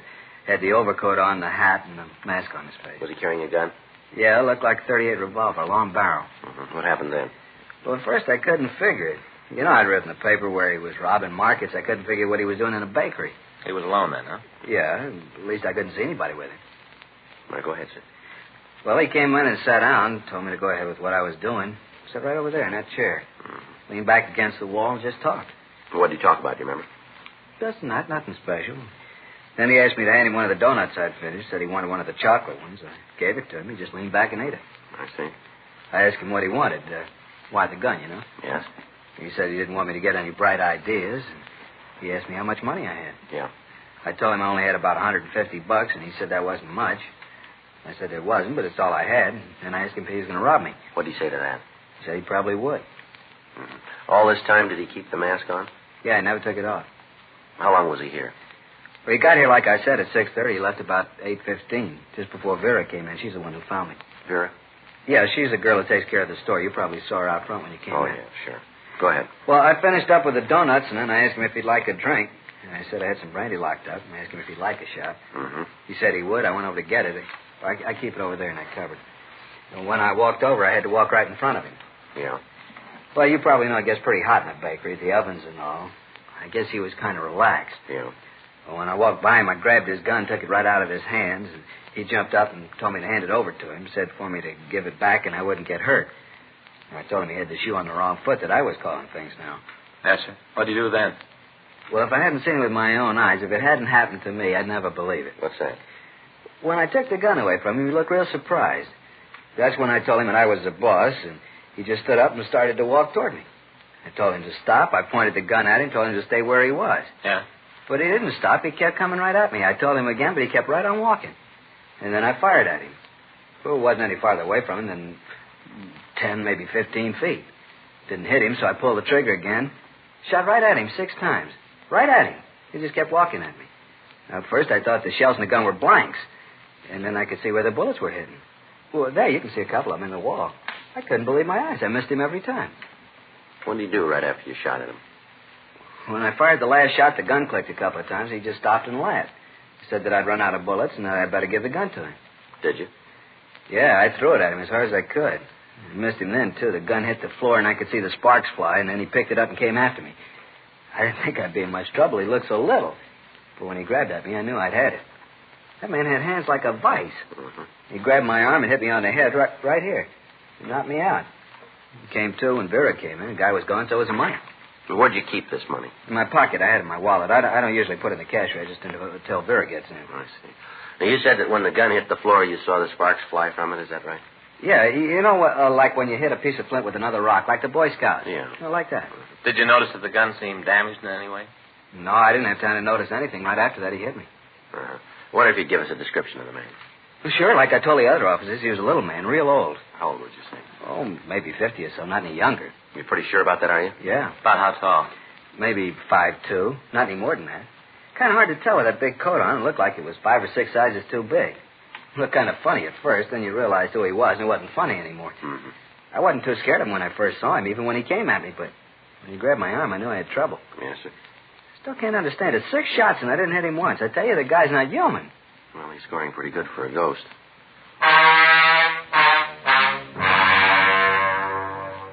10:02 a.m. The crew from the crime lab came out and went over the bakery. Ray Pinker removed the slugs from the wall and the floor and took them back to the lab. The bandit, as usual, had worn gloves, so there was no possibility for fingerprints.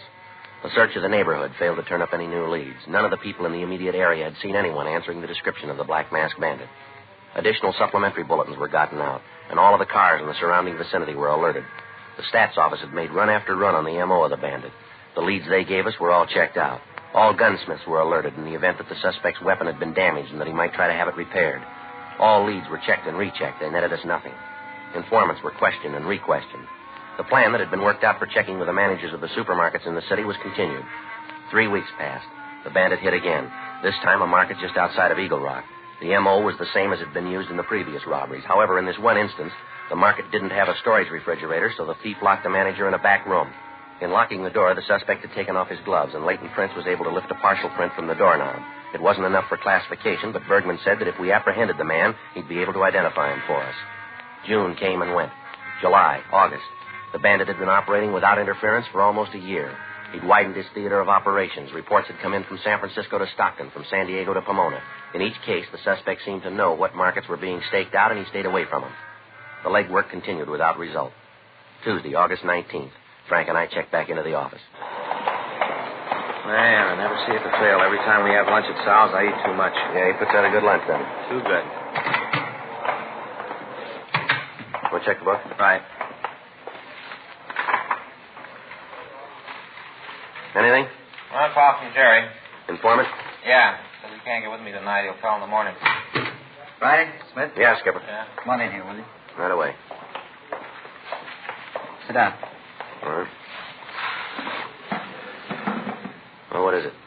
You guys been on this Black Mask thing how long now? Well, it's going on a year, isn't it? You're no closer to him than you were when you started. Not much. You know you're tying up half the men at Metro. You got this town covered like a blanket, and you still can't turn the guy. We're doing everything we can, Skipper. I've been telling you for the last 6 months that I wasn't going to buy that anymore. I mean it this time. Now, just exactly what have you got on the guy? Well, I think you know it just as well as we do, Skipper. Description, M.O., even the partial print Bergman lifted from that place out in Eagle Rock. We've been over it 100 times. There's a lead that we haven't run out and then checked over again. Nothing new on the information from Folsom? No, nothing. We've had 5,000 circulars printed. They're scattered all over the country. Doesn't look like the guy's ever done time before. The way he works, you'd think he knew exactly what we were doing. We cover the markets, he hits the bakeries. We cover the bakeries in L.A., he hits in San Diego. They cover the stores, then he hits up north. Where we are, he ain't. How about the car, the Ford? No, nothing. We got no license. You ever hear anything on the damaged gun? No, he never tried to have it fixed that we can find out about. He's gotten a hold of another gun someplace. Latest reports say he's using a revolver with a 2-inch barrel. Well, where do you stand now? I don't know. We got every store from La Cienega to Alameda covered. From Hollywood Boulevard south to Jefferson. Big area. Yeah, it's a lot of stores, too. There's a cruiser car or a cop in or near every large store and bakery in that area. Every police unit in the city's looking for the guy. If he hits again, we should get him. Hey, Friday? Yeah, Murph. The call just came in from Wilshire. Figured you wanted. Here you go. Thanks. What is it? Yeah, we got the whole town waiting for him with open arms. Everything's set, and he pulls a switch. What is it, Friday? The Black Mask Bandit. He's going in for kidnapping now.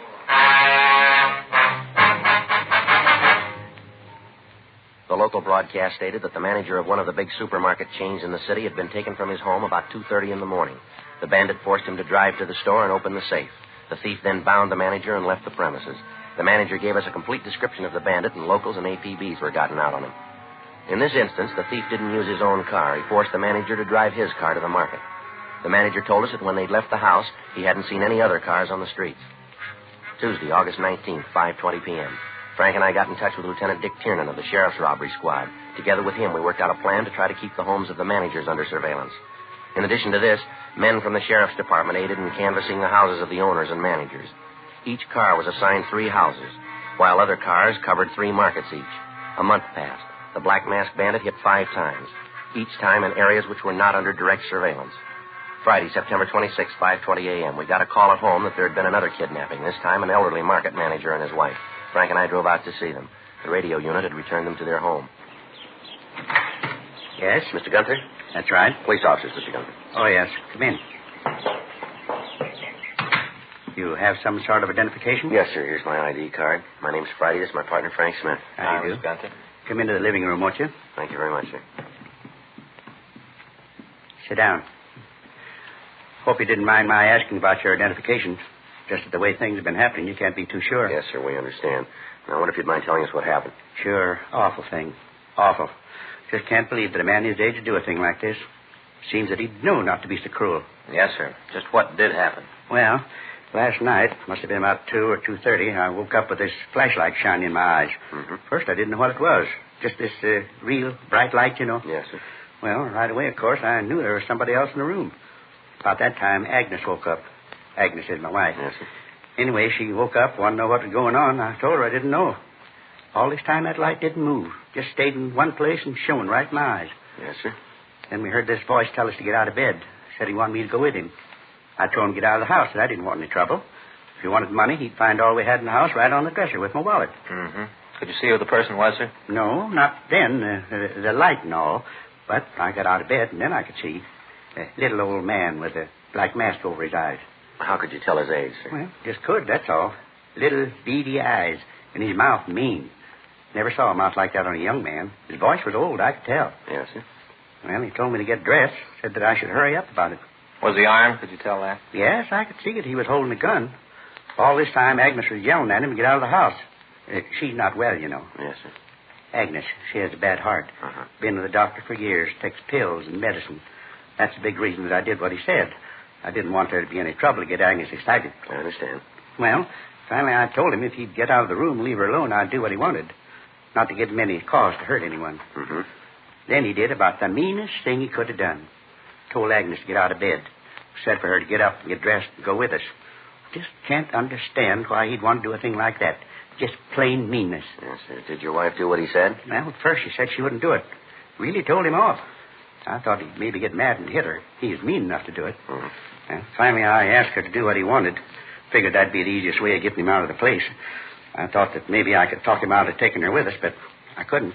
He made you leave the house then? Yeah, told me to get the car out of the garage, and then he and Agnes get in the back seat. Made me drive down to the store. Did you notice any other cars in the area? Any cars parked near your house that weren't usually there? No. On the way to the store, though, I saw a police car. I thought about trying to attract their attention. He must have thought about it, too, though. Why'd he say that? Well, he told me that if I did anything to call attention to us, he'd kill Agnes. I think he would have, too. I didn't do anything to get him upset. Yes, sir. Well, we got to the market, and he made me open the safe, and then he took the money and tied us up. I begged him not to tie Agnes. I've never done that before, Sergeant. I'm 52, and I've never begged a man for anything, but I did this time. Begged him not to kill Agnes. I knew that if he tied her up like he said he was going to, it'd kill her. Pleaded with him, but it didn't do any good. Tied her up and put that tape over her mouth. One thing I can say for him, though, just one. He called the police and told them where we were. If he hadn't done that, I think we'd have both died. Agnes almost suffocated. Where's your wife now, Mr. Gunther? In the other room. Doctor's with her. He gave her a sedative. Awful thing, Sergeant. I just don't know how anyone could be that mean. No, just one reason we can think of. What's that? He's had a lot of practice. 11:30 a.m. We talked to Mrs. Gunther. She told us pretty much the same story that we'd gotten from her husband. The police car in the area was contacted, but they reported that they hadn't noticed the Gunther car. The unit that was patrolling the area around the store was contacted. They reported that they had checked the store at 3:15 a.m. At that time, there were no lights and no suspicious cars in the vicinity. The Black Masked Bandit had been working for over a year. In that time, he'd robbed 59 stores that we knew of. His theater of operations had taken him from Northern California right down to the Mexican border, from the desert to the beach. He'd stolen approximately $500,000. The entire nation had received communications carrying the description of the suspect. The entire facilities of the police and sheriff's departments in Los Angeles were devoted to apprehending him. Thousands of man-hours had gone into stakeouts and searches. None of them produced any results. As the case grew in importance, robbery detail began to get an average of 30 calls a day from well-meaning citizens with information. Every lead, no matter how remote, had to be checked out. This meant more hours of legwork and interrogation. Every officer in the Southland was looking for the bandit. Every car and motorcycle on the streets had his description. None of it did any good. Thursday, October 2nd, 11:05 p.m. Frank and I checked back into the office. Well, there's another one that didn't go anyplace. Yeah. You want to fill out the reports? I'll check the book. Yeah. Never fails, does it, Joe? What's that? Oh, something like this one comes along. Some people use it to get back at their neighbors. Take that deal tonight. Pretty silly, huh? I'd like to know who gave us that tip. There's something kind of sneaky about anonymous phone calls. Well, we'd miss a lot of breaks if we didn't get them. Yeah. You figure we're ever going to nail this guy? Who knows? I'm getting a little punchy. Every time we miss them, we get another pasting. Have you read the papers lately? Well, you gotta expect that, Frank. They're probably calling it the way it looks to them. There's only one way to answer them. That's to nail the guy. I'll get it. Robbery Friday. Yeah, that's... What's that? Can you speak a little louder? I can't... That's better. What? Uh-huh. When did this happen? Yeah. What's the address out there? Yeah, the street. Now give me the number. That's right. All right, you bet. We'll take care of it. Right. Bye. Looks like something here. Market manager's son. Yeah? Says someone's just kidnapped his father.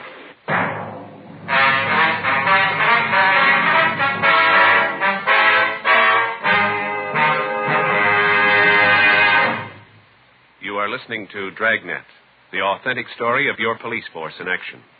The modern way to sell cigarettes is the Chesterfield way. Premium quality in both regular and king size. And we're the only one that does it. We tell you what Chesterfields are made of to give you that premium quality in both popular sizes. Our scientists select the best materials. They select for Chesterfield the world's best tobaccos, blend them just right, and they keep Chesterfields tasty and fresh with the best of moistening agents. Now, here's something else that's completely modern about Chesterfield. People smoke Chesterfield, and we tell you what happens, scientifically but simply. A medical specialist is making regular bi-monthly examinations of a group of people from various walks of life. 45% of this group have smoked Chesterfield for an average of over 10 years. After 8 months, the medical specialist reports that he observed no adverse effects on the nose, throat, and sinuses of the group from smoking Chesterfield. I'd say that means real mildness. And finally, we ask you to try Chesterfield and prove what we say. Chesterfield is best for you. They're much milder to give you all the pleasure that the modern cigarette can give.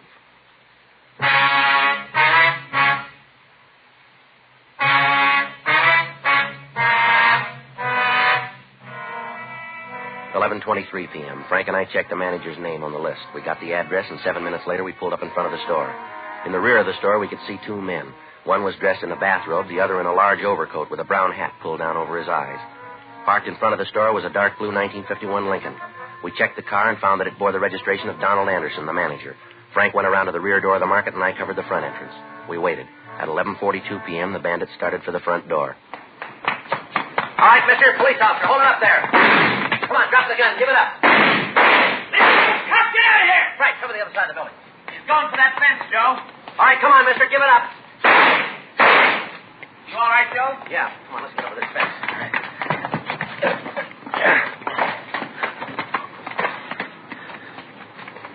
He's not over here. No, we missed him. He must have got over that wall. I'll get back to the car and notify the radio units. All right. You think you hit him? I don't know. I might have. Let's check the ground by the fence. You got your flashlight? Yeah, here it is. Hold it, Joe. Yeah? Here. See? By the fence. Oh, yeah. Blood stains, quite a few of them. I'll stay here and check. Okay, I'll be right back. Watch yourself. Yeah.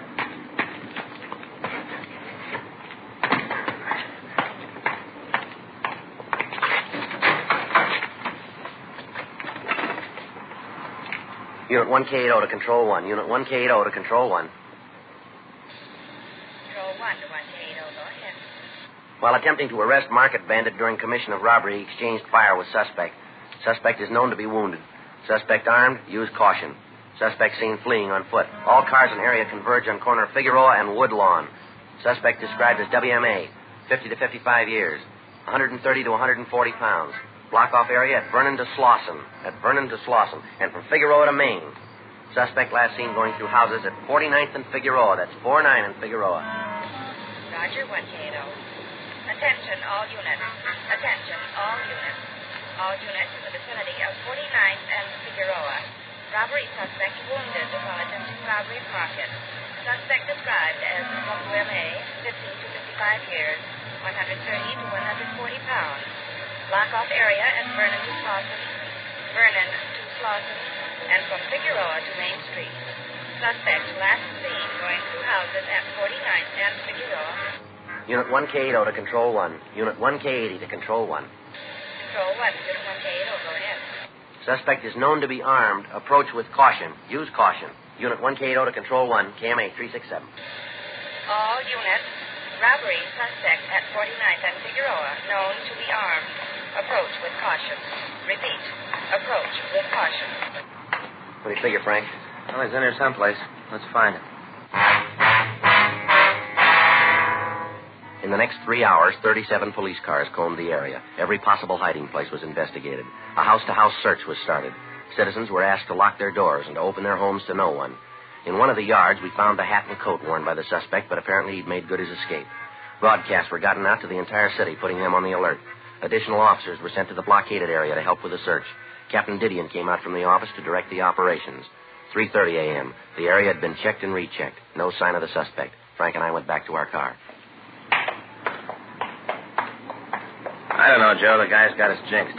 Seems like everything we do, he's got us beat. It doesn't make much sense, does it? We got to turn him sometime. Yeah, we've been saying that for a year. Didion was sure in a rare mood tonight. Well, he's got trouble with his stomach again. I'm going to have trouble with mine if this keeps up much longer. Joe, car. Yeah, take the other side of it. All right. All right, come on out of the car, mister. Come on, we know you're there. Get out. Get out of here, cops! Come on, throw that gun out here. You can't go anywhere. Give it up before you get killed. I ain't coming out. Don't you try coming after me. You haven't got a chance. I dropped that gun. All right, I quit. Got no more shells. I can't fight anymore. I quit. Please don't shoot anymore. All right, throw that gun out here. Come on. All right, now get out of the car. Keep those hands up. Put them behind your head. Now, come on over here. Turn around. Put your hands against the car. Straight out in front of you. I'll say. Hey, you going to call the ambulance for me? I'm hurt. Hey, can't you see I'm hurt? Ain't you going to do anything for me? Clean, Joe. Here. Get your hands behind you. Want to put in a call for the ambulance? Right. You didn't have to shoot. I would have stopped if I'd known you was cops. You got trouble with your ears? No. We told you we were officers. You built this thing. We just went along with you. A lousy deal anyway. I should have stopped. I should have quit when I was ahead. If I'd have stopped, you guys would never caught me. Never. They're on the way, Joe. Good. What's your name, mister? Jerry Rogers. How old are you? 35. All this time, we're looking for an old man. How do you figure it, Joe? I don't know. Gray hair, big overcoat, and that mask. Witnesses didn't get too good a look at him. Yeah. You ever been arrested, Rogers? Yeah, once. Isn't that ambulance ever going to get here? It's coming. What'd you fall for? Huh? What were you arrested for? Drunk driving. Oh, I should have quit. I should have laid off. Yeah, it's too bad you didn't figure it that way a little sooner. Look, I don't want any more hours. When's that ambulance going to get here? Don't worry about it, Rogers. Huh? You've got a lot of time.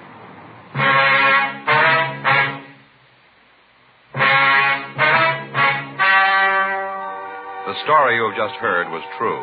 The names were changed to protect the innocent. On February 4th, trial was held in Department 87, Superior Court of the State of California, in and for the County of Los Angeles. In a moment, the results of that trial. Now, here is our star, Jack Webb. Thank you, George Fenneman. Let me tell you again why Chesterfield is best for me and for you. Now you have scientific evidence on the effects of smoking. No adverse effects on the nose, throat, and sinuses of the group from smoking Chesterfield. And remember, Chesterfield is the only cigarette to give you premium quality in both regular and king size. I'd like you to buy Chesterfields and prove that Chesterfield is best for you. Regular or king size, they're much milder to give you all the pleasure the modern cigarette can give.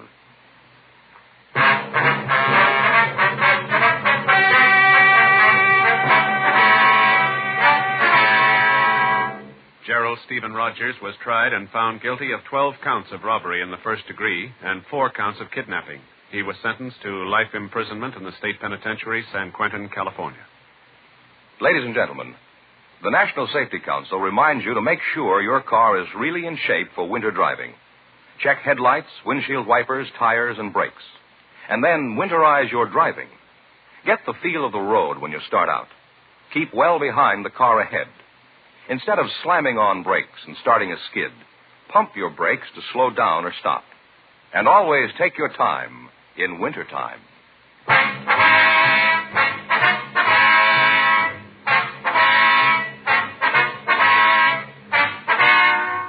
You have just heard Dragnet, a series of authentic cases from official files. Technical advice comes from the Office of Chief of Police W.H. Parker, Los Angeles Police Department. Technical advisors, Captain Jack Donahoe, Sergeant Marty Wynn, Sergeant Vance Brasher. Heard tonight were Ben Alexander, Ralph Moody, Harry Bartell, Jack Crucian. Script by John Robinson. Music by Walter Schumann. Hal Gibney speaking. Sound off for Chesterfield.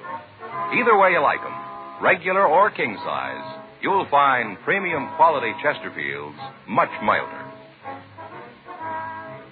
Chesterfield has brought you Dragnet, transcribed from Los Angeles.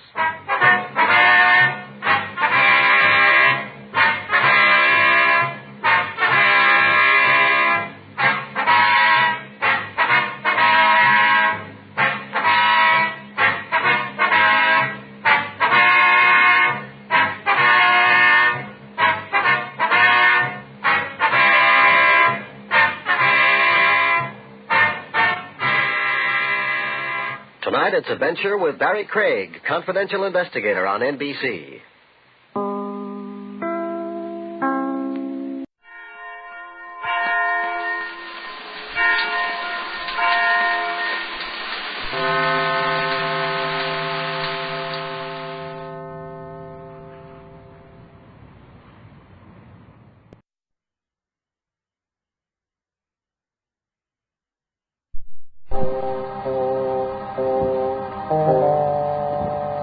My name's Regan. I get 10 a day in expenses from a detective bureau run by a guy named Anthony J. Lyon.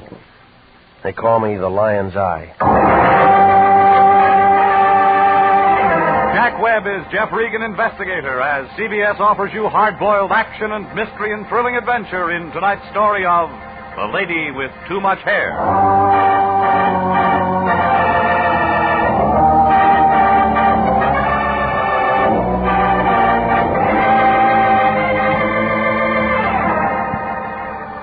It's Suite 308 in the Cosmopolitan Building on 7th near Olive.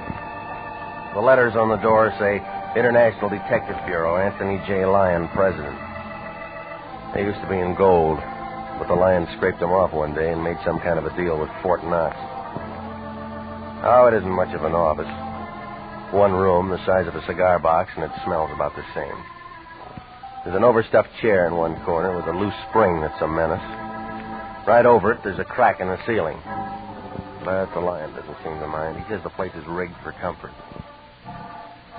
Well, that's where I was at 5:25 last Wednesday night. The Lion was sitting behind the desk looking at himself in a mirror.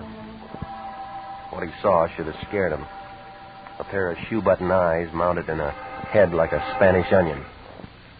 You know, Regan, I don't feel like I used to. Neither do the Republicans.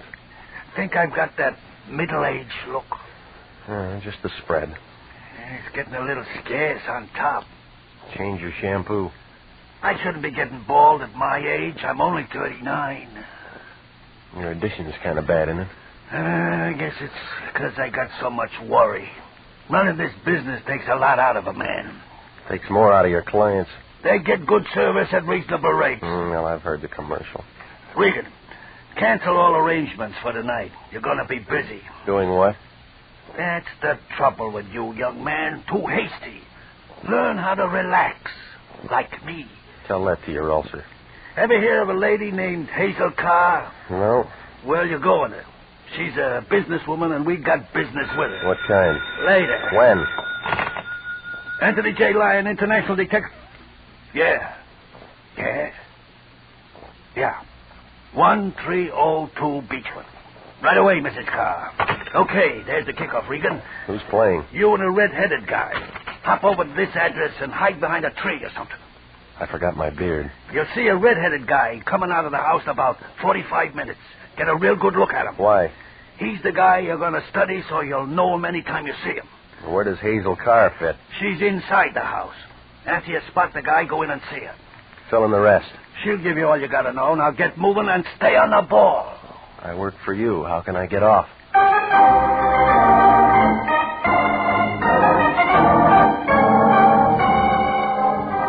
Well, I left the Lion sitting there, and I drove out to the Beechwood address. It turned out to be a corner house stuck on the top of a hill, and it figured a good rain would wash it down the drain. Well, I parked across the street and lit a cigarette.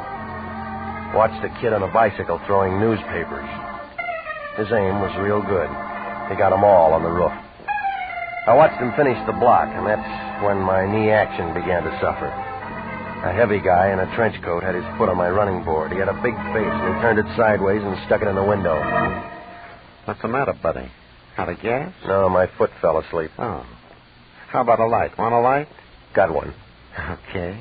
Out of fluid, anyway. Well, pull your head out of here before you lose it. It's all right. I always carry a spare.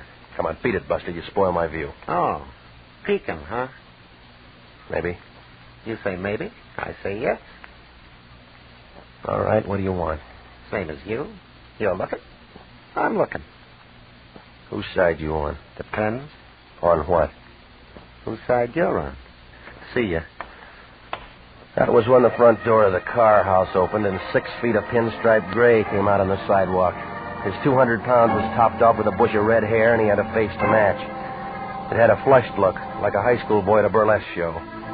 He started down the street. The guy in the trench coat crossed over to the other side and moved after him, kind of slow. Then they disappeared around the corner. Well, he was playing his hand, I was playing mine. I climbed out of my car and walked up to the door of the car place. The bell sounded like something that should have been in Buckingham, but the woman who answered wasn't any queen. Yes? My name's Regan, International Detective Bureau. Oh, Lion's Eye. Please come in, Mr. Regan. I'm Hazel Carr. All right. You saw him, I suppose. The redhead? Rather large, isn't he? The Dons are missing a bet. Sit down, Mr. Regan. May I offer you something? I'll try a story. We'll get to that in a moment. What's wrong with right now? We have other things to discuss. You have a dark suit, I suppose? Yeah, I got it on. Well, get it pressed. You're going out tonight, Mr. Regan.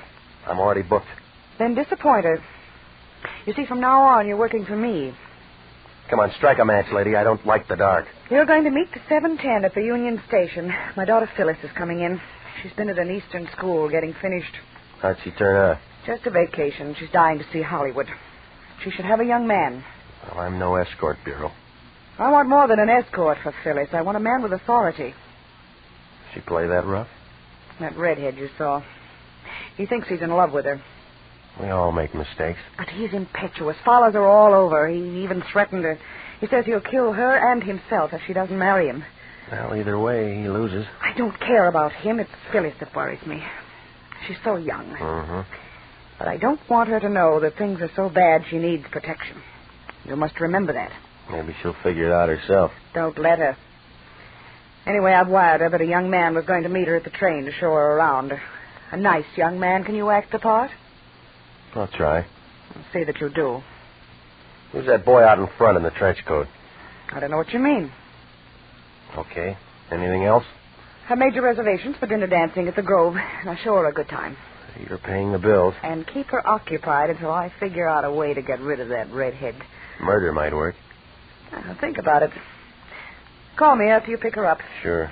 Now, you better go. Okay. Oh, Mr. Regan. Yeah? Here. What's this? Emily Post. Read up on your manners.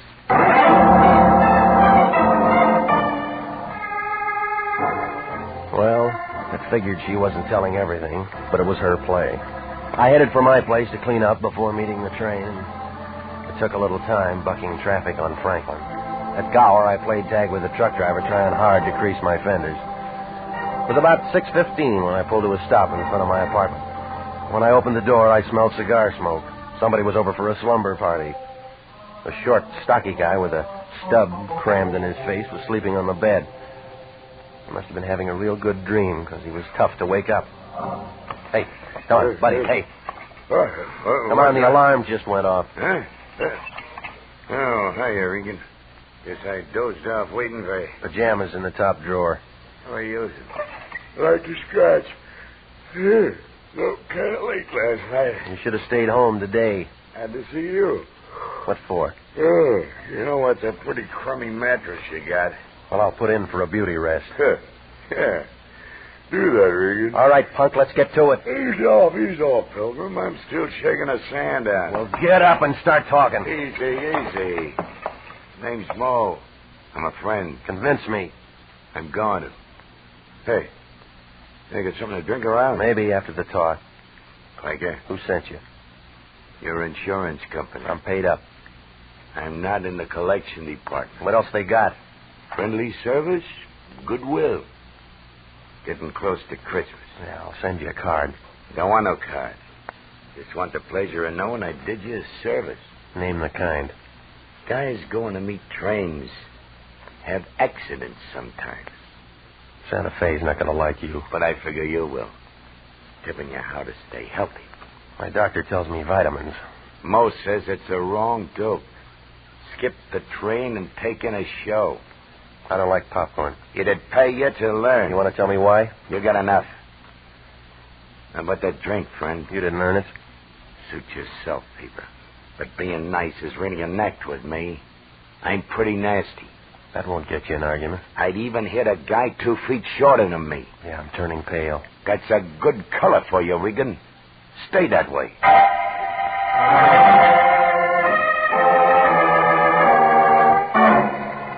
He chewed on the cigar a couple of times, and then he went out to find a spittoon. Oh, the whole thing had a crummy look, like a box of stale crackers. I tried to figure whether he was working for the redhead or grubbing around on his own, but not enough scenes were in to make it a full picture. Well, the car woman was writing the checks, and I was still trying. So I cleaned up, threw on some fresh clothes, and made it to the Union Station a little after 7. The super chief was just coming in. The station master, who walked with a slight lisp, took her name and said he'd bring her to me. And then I fought my way to the restaurant, and the waiter brought me a cup of coffee. He was a skinny little guy with a lot of neck muscles. I guess he got that way from talking so much. Are you going someplace, mister? Just been. Oh, you have fun? It wasn't bad. Sugar? No, thanks. Yeah, well, that's no good for you anyway. Gives you diabetes. You know, mister, I gotta go someplace myself sometime. I got a suggestion. I've been working here 12 years, yeah. People come, people go. Pete Broidy stays on forever. Hey, cream? No. Well, it's just as well it's sour. You know the farthest place I ever go, mister? That first door to the right. Are you Mr. Regan? Yeah. I believe you're waiting for me. You got a name? Phyllis Carr. That'll do. Oh, but darling, aren't you going to ask me to sit down? You can handle that yourself. Thank you. Where's your baggage? We'll have to pick it up. Are you going someplace, lady? I just got in. I've been figuring on going someplace myself. I was just telling your friend here. Get us some coffee. But I... Get it. Okay. I'm just being friendly. Yeah, I'm going to adore it here. Town full of mashers. You'll get along. I'm much older than I look, you know. Carry a sign. Well, you don't seem very happy with me. I'm dreadfully sorry. You're much better than I expected. Your mother thought different. Oh, she's a dear. I thought at first she might pick me one of those children from UCLA. Well, they'll grow up. But, darling, who can wait that long? I want to have fun while I'm young. What kind of school do you go to? All girls. Well, that explains a little. And it's very progressive. Here's your coffee, lady. Oh, thank you so much. Don't mention it, lady.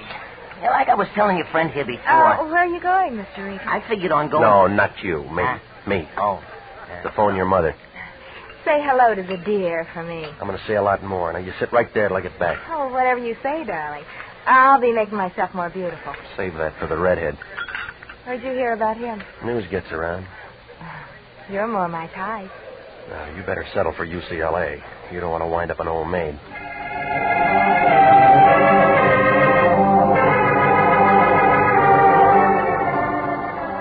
Well, it wasn't appealing. Nursemaid to a junior miss, trying hard to work up a sweat. The curtain wasn't down, but I was ready to call off the show. I scratched around for a nickel, and I found the phone booth between the newsstand and a broom closet. There was some old gal inside with a waffle for a hat having a private filibuster. When she finished, I went in and started to dial Hazel Carter. That's when I spotted that redhead in the pinstripe working his way through the crowd. He had an eager look, like an English setter flushing quail. I threw the receiver back on the hook and started for Phyllis. As soon as I stepped out of the booth, the thunder broke.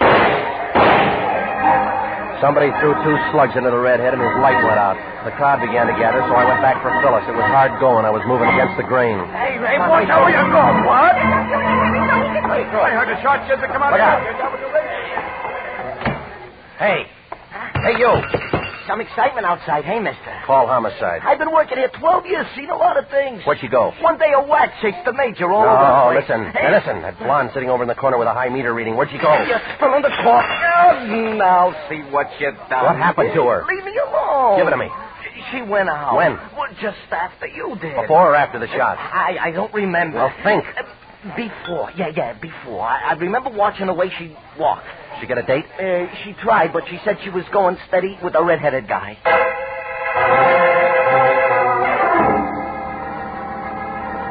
Well, things weren't going to get any better at the Union Station. Homicide would be down there scratching around. So I used the back door of the restaurant, picked up my car, and went out to the Lions. When he opened the front door, he had a bottle of beer in one hand and a chicken sandwich in the other.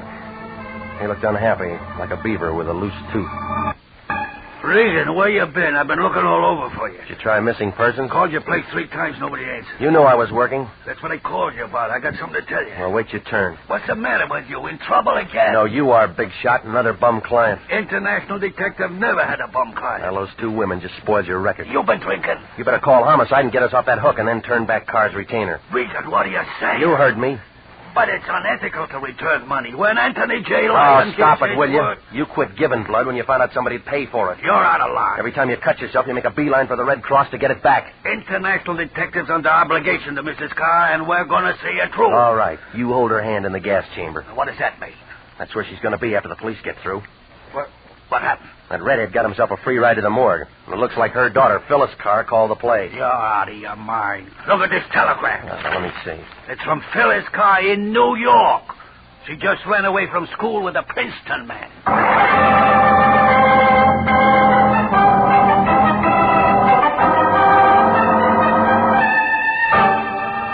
You are listening to the story of the lady with too much hair. Tonight's adventure with Jeff Regan, Investigator.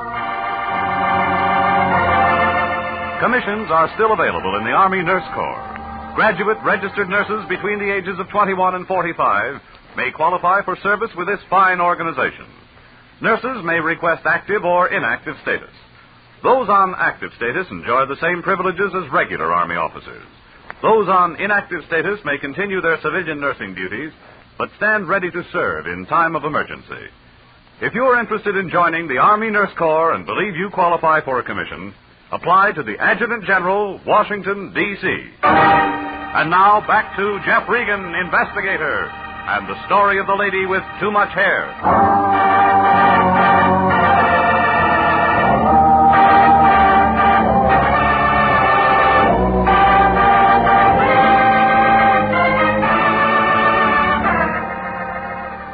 Well, it all made sense like a girdle on a Siamese twin.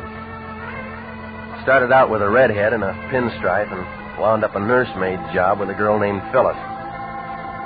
While I'm in a phone booth, somebody throws a couple of sleeping pills at the redheaded guy. The smoke cleared and Red's doing the big sleep in Union Station and my date somewhere else. The Lion makes it a Sunday special with a telegram that says everything is off.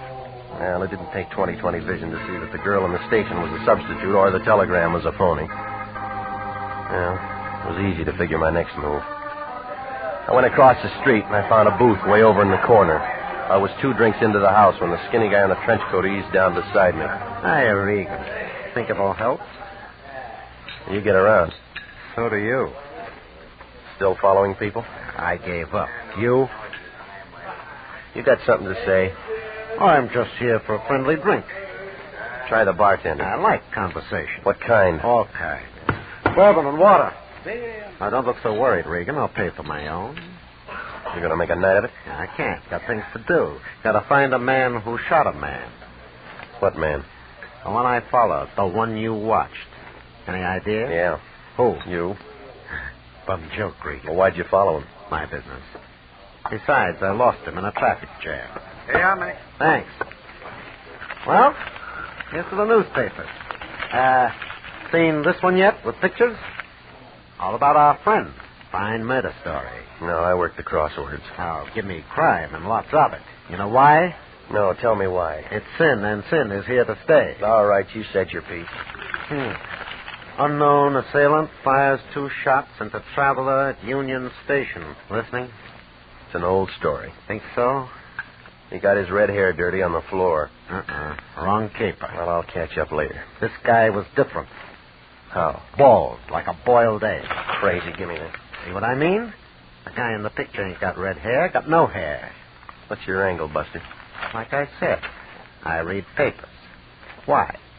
Thought maybe you belonged to the Barbers Union.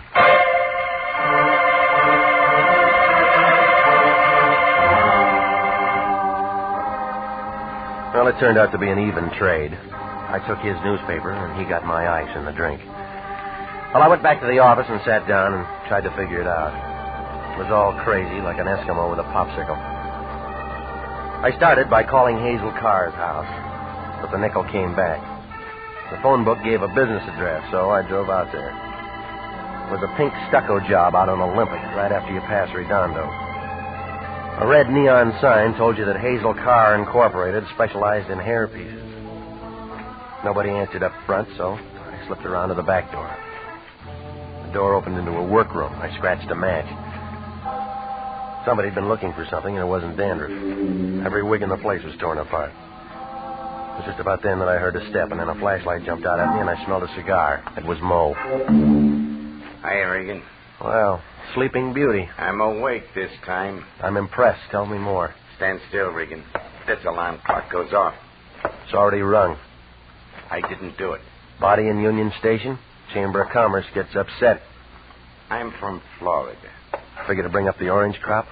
Didn't do this either. Spit out the seeds. Regan, you're not friendly. You got here first. I'm here all the time. No, you're trying too hard, Mo. I work here. It's a serious business. We make billiard balls happy. All right, so you work for Hazel Carr. Say something with hormones. You're learning nothing that's not in the trades. Why'd you snatch the redhead's toupee? You make me tired of saying I didn't. Couldn't meet his installments? Look out, you'll get credit. What's in that toupee? Ask enough questions, Regan. Relax, buddy. You'll burn out your coils. You're in the way. I told you once. I was born on the second honeymoon. Well, happy birthday, Junior. Oh!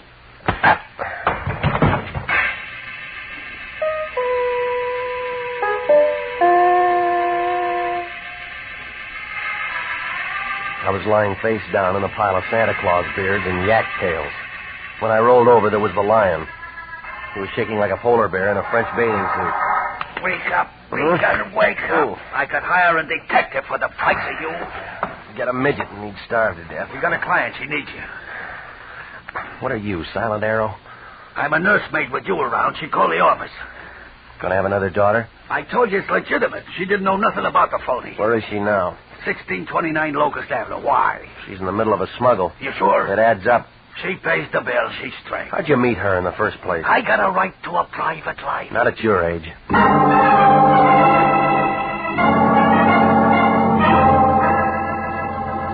Oh, I left the lion standing here, and I climbed in my car. I made a couple of right turns in the wrong zone, but I found the address all right. 1629 turned out to be a two-story Monterey number in the middle of what looked like a golf course. If Hazel Carr owned this place, too, she must have been selling toupees to Crosby's whole stable. I parked the car, and I headed for the lights that were on downstairs. I took the front steps two at a time. Well. Wow. If it isn't UCLA. I just got in from Berkeley. Oh, don't be bitter. I'm not. Where you been? Jealous? You're fickle. Just when I'm in college. Lucky student, buddy. I didn't know you noticed. Well, skip it. It was a lousy act anyway. Good enough to fool you. Going somewhere? I got a date. If it's with Mrs. Carr, don't bother. I sent for you. You better try again. Your boss just got a phone call. Well, if I put on one act, I can put on another, can't I? You didn't kill Red. It's not important. Yes, it is. Come on back inside. We're going to have a threesome. I like it better at the zebra room. You could find a dark place. That'll come later. I'm leaving. No, you're not. Inside, sis. You don't have to coax me. Where is she? Mrs. Carr. Look, it wasn't me. She's been dead a long time. So's your alibi. I've only been here for 5 minutes. You're lying. I'll make you listen to me. Look out. Drop it. You pick up that gun and I'll break you in two. Oh, stop it. Get me a drink. Some over there. All right. Look, I didn't kill him. Not either one of them. Sure. You don't believe anything. Depends on the source. Here, this will slow you down. Thanks. All right, now let's start talking. You got me into it. Mo? Maybe. Say yes. Don't be personal. You get me out of the way so he can plug the redhead and snatch the toupee. Mo's impulsive. That's all. Forget about him. But the toupee was empty, so the two of you have to scratch around some other places for it. Shall I run my fingers through your hair? Let's stick to the subject. I wish you would. Did the redhead know he was carrying an empty load? Nobody did, except Mrs. Carr. It was a smuggle, and she was holding out. It's a mistake for a woman, don't you think? They had a trio, and she wanted to sing solo. The boys weren't smart like you are. Maybe she was worried about her daughter. Maybe she wanted to go straight, and the boys didn't want her to. You're wasting our time. Let me show you where I fit in. No, you're on the wrong floor. There's a way to fix everything. You're an accessory. I can become essential. You'd get lipstick on my expense account. Come here. Now, break it up, baby. You scratched around every place. You still can't find the goods. I think I found it. You figure the old lady used me as a safe deposit box? Where else could it be? All right, supposing I got it, what next? Do I have to draw a diagram? We might as well be realistic about this thing. What's it worth? $50,000 of the white stuff. I don't like to dream. You look like you could use one. I'm extra. Meet the contract there. Oh, yeah, this act figured to do it. Mo. Got a good memory. Mo, baby. Skip it. Stand still, Pilgrim. I was trying to get it from I heard the song. That Regan might like to hear the chorus. Oh. Mr. Bet, Regan. You should grab an offer when it's hot.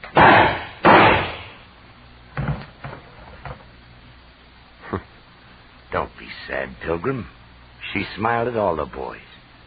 Come on, let's get out of here. You'll look better with slow paralysis.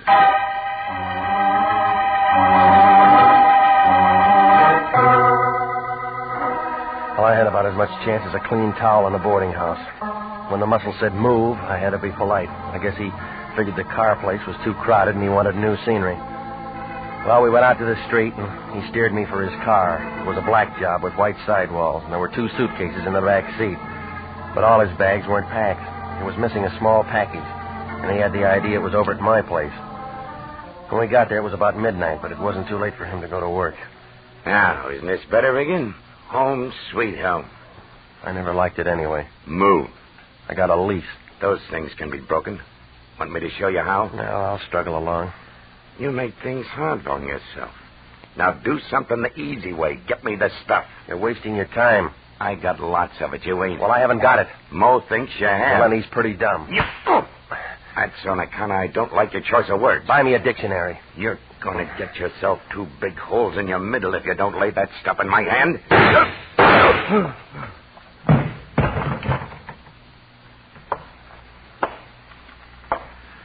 Sorry I had to do that to him, Regan. I forgive you. I just came up to get my newspaper back, and he was acting nasty. The little guy in the bar. My boss doesn't like it when I shoot people. Uncle Sam, huh? Mm-hmm. Narcotics. I tried to tip you off before, but you weren't listening. Somebody should have tipped Mo. Weren't you watching? I just did.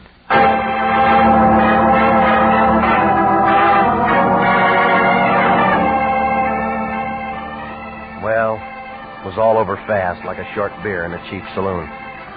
They took him away in a basket, and all I had left was a spot on the rug. They had a good thing until Hazel Carr got anxious and decided to pull out. Only she wanted to be clean and have the stuff, too.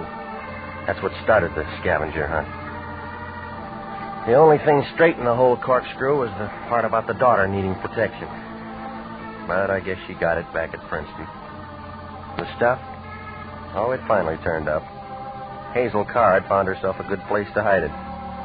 The feds spotted it the first thing the next morning when he saw the lion. How could he miss? The lion looked awful in that red toupee.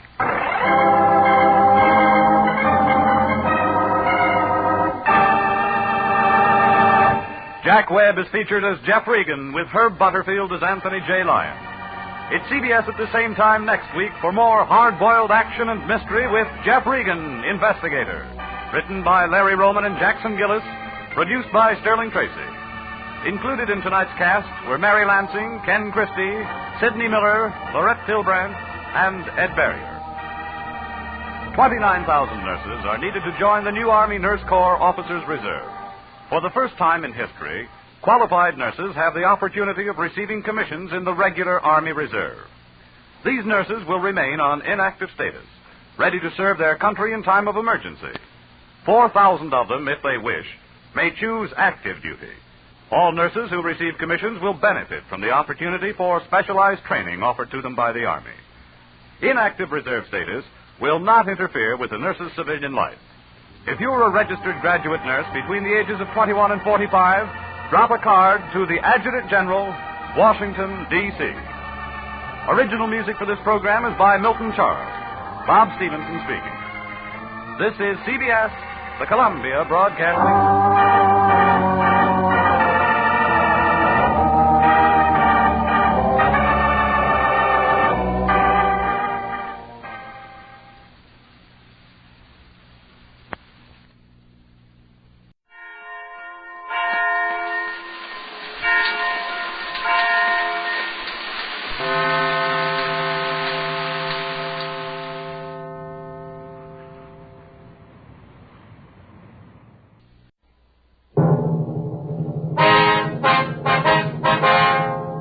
Sound off for Chesterfield.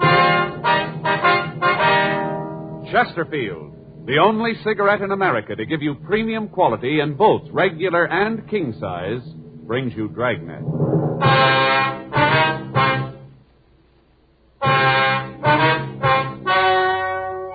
Ladies and gentlemen, the story you are about to hear is true. The names have been changed to protect the innocent.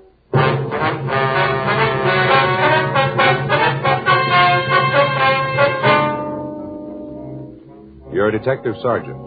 You're assigned to forgery detail. A check forger has been hitting the merchants in your city. From the M.O. she uses, you know she's an expert. You've got a description. Your job, get her. There's only one premium quality cigarette in America, available in both regular and king size, and that is Chesterfield. Premium quality in a cigarette means the world's best tobaccos, the best ingredients, the best cigarette paper. Only Chesterfield gives you this premium quality in both popular sizes. King-size Chesterfield contains tobaccos of better quality and higher price than any other king-size cigarette. That's certainly important to every king-size smoker. Of course, it's the same fine tobacco as in regular Chesterfield.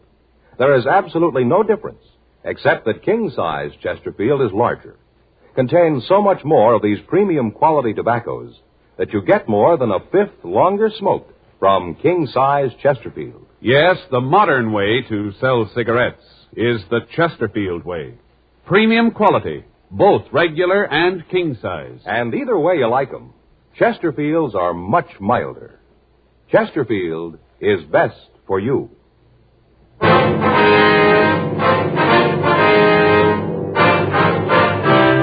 Dragnet, the documented drama of an actual crime. For the next 30 minutes, in cooperation with the Los Angeles Police Department, you will travel step by step on the side of the law through an actual case transcribed from official police files. From beginning to end, from crime to punishment, Dragnet is the story of your police force in action. It was Wednesday, February 6th. It was cool in Los Angeles. We were working the day watch out of forgery detail. My partner's Frank Smith. The boss is Captain Welch. My name's Friday. I was on my way back from the forgery office, and it was 10:22 a.m. when I got to the mug room. I'm sure about it, officer. If I ever see that woman again, I'll know her. Don't you have any doubt about it, I'll know her. Yes, ma'am. Now, if you'll just look through this book, please. Have you seen anyone who might be the woman, Miss Parkinson? No, not yet, Sergeant, but if she's got her picture in here, I'll find it for you.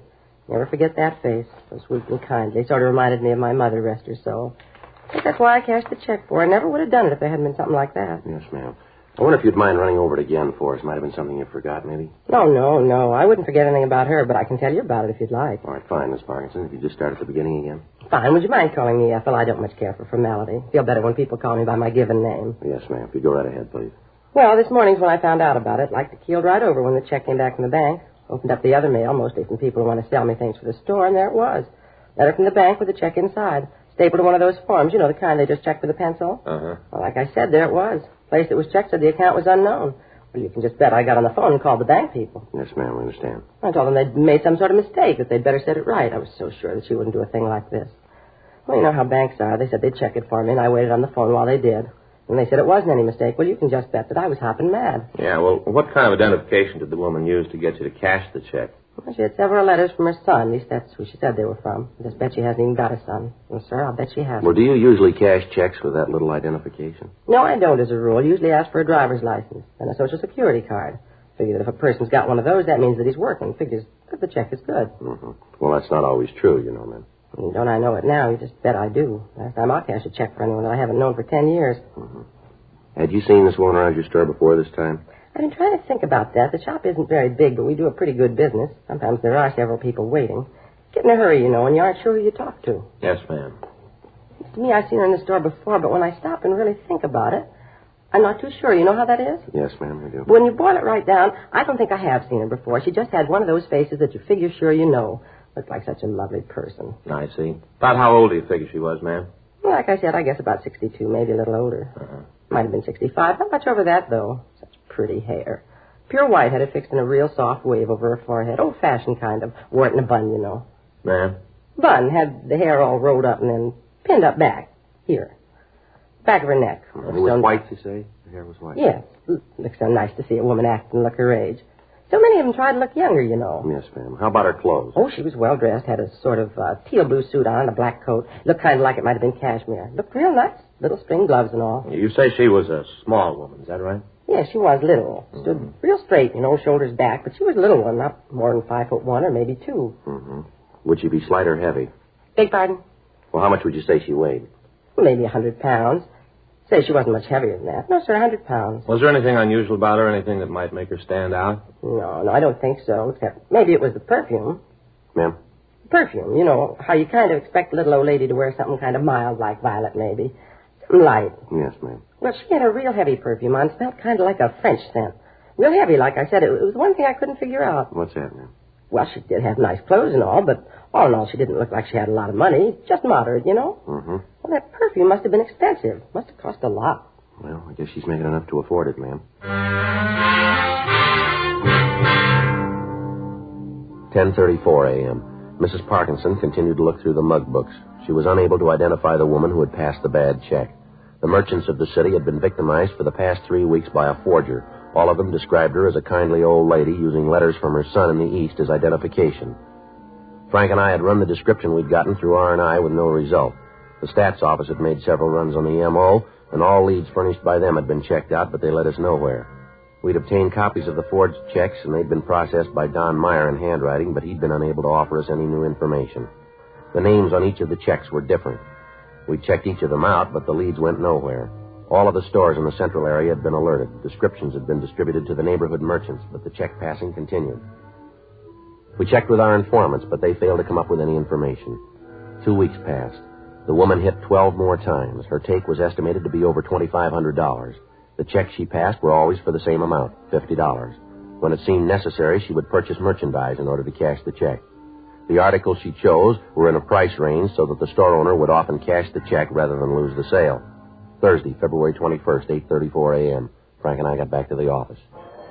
I'll get it. Forgery, Friday. Yeah. All right, where? How soon? All right. No, we'll see you there. What is it? Harry Allenson. Informant? Yeah, says he wants to see us right away. Yeah. Says he knows the woman we're looking for. The working detective knows that he's usually only as good as his informants. Quite often, when all other means of bringing a case to a successful conclusion have failed, the only thing that'll break it is information supplied by an informant. A detective will protect his informant. For as long as the informant can operate, the detective is assured of a steady flow of information. 9:45 a.m., Frank and I drove over to the coffee shop at the corner of Crawford and Spring Streets. Harry Allenson wasn't there when we arrived. We sat down and ordered a cup of coffee. Oh, that's good and hot. Yeah, it is. Hey, pass the sugar, will you, Joe? Yeah. There you go. Thanks. Wonder where Allenson is. What time did he say he'd be here? 9:45. Well, it's only a couple of minutes after that now. He'll be here. Wonder how right his story is. What did he tell you on the phone? Well, nothing, just that he knew what we were looking for. Said if we'd meet him here, he'd fill us in. There he is. Oh, yeah. Righty. Harry? Sit down. Yeah. Sorry, I'm late. Got hung up in traffic. Oh, you got a car now, Harry? No, missed my streetcar. Had to wait for another. Say, you guys had breakfast yet? Yeah, we did a little earlier. You mind if I have something to eat? No, go ahead. Where's the waitress? Well, she was here a minute ago. I don't see her now. I'll go get her myself. Sure you guys don't want anything to eat? No, thanks just the same, Harry. Okay, be right back. Well, here we go again, Joe. Yep. Last time we met him, his meal cost $2.50. How much dough you got on you? Well, I got a couple of bucks. How are you fixed? Well, not much better. Let's hope he doesn't order too much, though. How about some more coffee for you guys? No, thanks, Harry. Chow will be up in a minute. All right, how about this information, Harry, about the paper hanger? Oh, yeah. Funny the way I got it. That right? Yeah, I was up in Jack's bar last night. You know, just having a beer, shooting the breeze. All of a sudden, this old girl comes into place. Kind of set everybody back on their heels. It looks so nice. Yeah, go ahead. Well, she slides up on one of the stools and orders a drink. Even Jack was taken in. Changed his apron and all. Anyway, she climbs up on the stool and orders some sherry. Made a big thing of it. How do you mean? Well, Jack started to pour some of it for her, and she stopped him. Said that she wanted California sherry. Said she didn't want any of that imported stuff. Said her family was one of the first ones in the state and that she believed in using homegrown products. She was kind of cute about it. Real little woman perched up on that stool. Looked a little like a cartoon. You know, the ones with the little old lady guzzling martini. Yeah. Oh, say, hold on a minute, will you? My food's ready. Be right back. Okay, Harry. How do you like that guy? It takes him 5 hours to get a point Well, over. there's nothing you can do about it, Frank. He's got to tell it his way. Well, I suppose so. Nothing like a big breakfast. I always say if you stoke up in the morning, you got it made for the day. Yeah, that's right, Harry. Farm breakfast, they call this. Tell you, that's easy. Oh, look at that sausage. Fried real good. I like it when it's like a rock. Can't stand pork that hasn't been cooked enough. Yeah. You want to go on with the story? Oh, yeah. Don't mind if I eat, do you? Got a big day today. A lot of things to do. No, you go right ahead, Harry. All right. Well, like I said, this old broad ordered the sherry. Uh-huh. Well, as time went on, she must have had 3 or 4 of them. Yeah. A couple other guys came in, and I moved over to make room for them. Ended up sitting right next to the woman. Say, pass the ketchup, will you? Oh, yeah. Here you go. Eggs aren't much good without a lot of ketchup. Gives them real flavor. Yeah. Harry, could you get to the point maybe a little sooner? Oh, well, first off, I noticed this perfume this broad's wearing. Well, now I tell you, it's been a long time since I smelled anything like that. Real heavy. Like the stuff they sell in France. Yeah. Didn't fit the woman. No, sir, didn't seem to go with the rest of her. I tried to strike up a conversation, you know, talked about the weather, stuff like that, but she wouldn't have none of it. She didn't actually tell me, but I could tell the way she answered me, you know, kind of cool. What makes you think she might be the one we're looking for? The way she looked, the way she worked. What do you mean the way she worked? Well, I'm getting to it. Anyway, after she's had the sherry, she reached into her purse to pay for them. Fumbles around in it for a while. Well, I couldn't help seeing what was in it, you know, what was sitting right next to her and all. Yeah, sure. Well, she don't come up with any money. And she starts going through her pockets. Still can't find any money. Finally, she asked Jack. Who's that, the bartender? Yeah, Jack. He owns the place. She asked him if he'll cash a check. Yeah. Well, now I ask you. Neither one of you guys know Jack? No, I don't think we do, Harry. No, I don't. Well, Jack wouldn't cash a check for the treasurer of the country. Not even if he had the president to vouch for him. Been stung too many times. Yeah. Well, this old gal gets to him, see?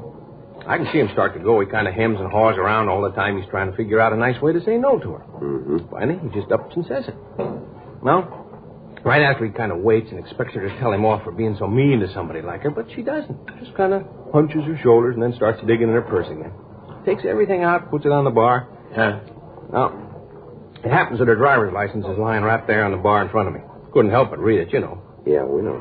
Well, I saw her name.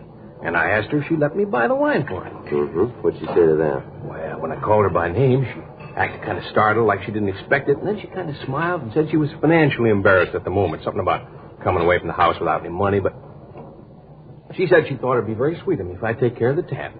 So I paid Jack the money, and I asked her if she'd like another one. She said she didn't think so, and then she got all her stuff together and put it back into her purse and thanked me. Then she got up and left. Yeah, well, what was the name on the driver's license? Do you remember that? Yeah. Got it written down here someplace. After she left, Jack and me got to talking about her, and then it hit me that she might be the one you're looking for. So I jotted down the name. You ever see this woman before, Harry? No, never laid eyes on her before she walked into Jack's last night. Now, here it is. Mm-hmm. Thanks. Yeah, that's the name at the top of the paper. Right under, that's her address. The name on the piece of paper was Lillian Halstead. It was a new name in the case. It gave an address out near Bel Air.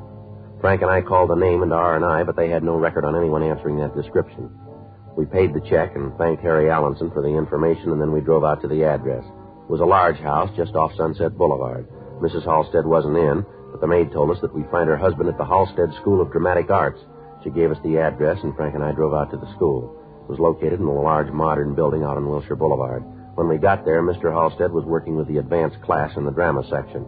We took a seat at the rear of the auditorium and waited for him to finish. You gentlemen wish to see me? Yes, sir. You're Mr. Halstead, are you? That's correct. Police officer, sir. This is my partner, Frank Smith. My name's Friday. How do you do? I do. What is it that you'd like to see me about? Well, can you tell us where your wife is, sir? Lillian? Yes. Well, she's out of town. Why? What do you want with her? Well, what if you could describe her for us? Well, certainly. I don't understand what this is all about, though. Well, it's just a routine investigation. Routine? What's that mean? Well, just that we're conducting an investigation, and a woman with the same name as your wife came up. We're just checking it out. Now, if you could give us a description of your wife, please. Yes, well, let me see. Lillian's 36. Yes, I would say she's 5 feet 6 1/2 inches. Weighs perhaps 130 pounds. Mm-hmm. What color's her hair, Mr. Halstead? Well, before she left, it was sort of an auburn. Lillian said something about dyeing it red. Might have done it since she's been gone.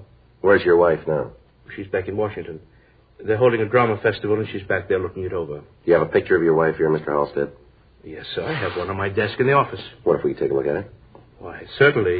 You can go out this way. Fine, thank you. Here, down this way, please. Thank you. You tell me what this investigation is that you're working on. Well, no, sir, not right now. We can't. Oh, you can. Cloak and dagger stuff, eh? No, sir, it's not exactly that. Oh, here, I'll get the door for you. Thank you. Yes, right this way. Excuse me a moment. All right, here. Here's the picture. Lovely woman. Been a great help here at the school. Yes, sir. How long ago was this picture taken? Several months ago, I believe. Mr. Halstead, how long has your wife been out of town? Perhaps a week, 10 days, perhaps. Something like that. Mm-hmm. Does your wife drive a car, Mr. Halstead? Yes, sir, she does. Oh, I understand. The license. Sir? Lillian's driver's license. That's what you're here about, isn't it? Well, I don't understand, sir. Oh, you don't have to be cagey with me. Lillian lost her driver's license some time ago, asked me to get her a new one. I didn't quite get a chance to do it. You found it. That's it, isn't it? No, sir, that's not. We think your wife's license has been used as identification by some check forger. Do you happen to know where your wife might have lost the license? Why, no, we don't know exactly. It must have been about 3 months ago. She says that she dropped it here at the school, but I've looked all over for it, haven't been able to find it. I think she just left it someplace. She's terribly careless about things like that. Yes, sir. Is this about the old woman that's been forging the checks? Why do you ask that, sir? Well, that's another thing that I've been meaning to call you about. I was reading the paper one night, and all of a sudden it hit me. Sir? Well, I could be wrong, but I think I know the girl who's doing this.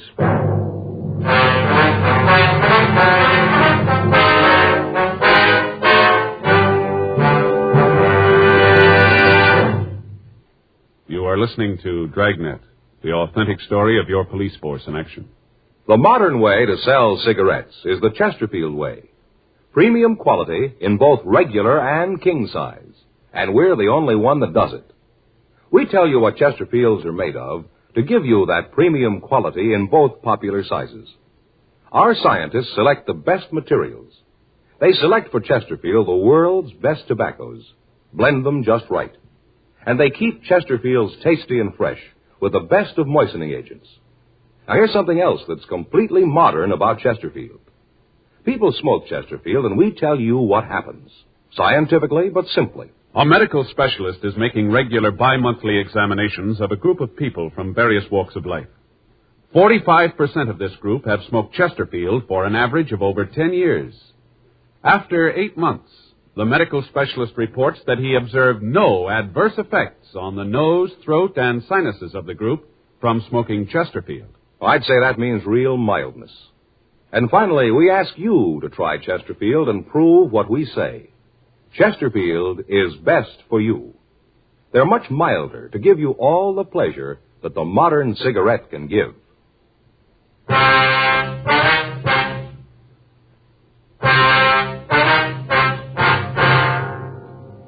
2:37 p.m. We ran the name Bert Halstead through R&I, but we got no make on anyone answering his description. Halstead told us that he thought we might be looking for a girl he identified as Peggy Small.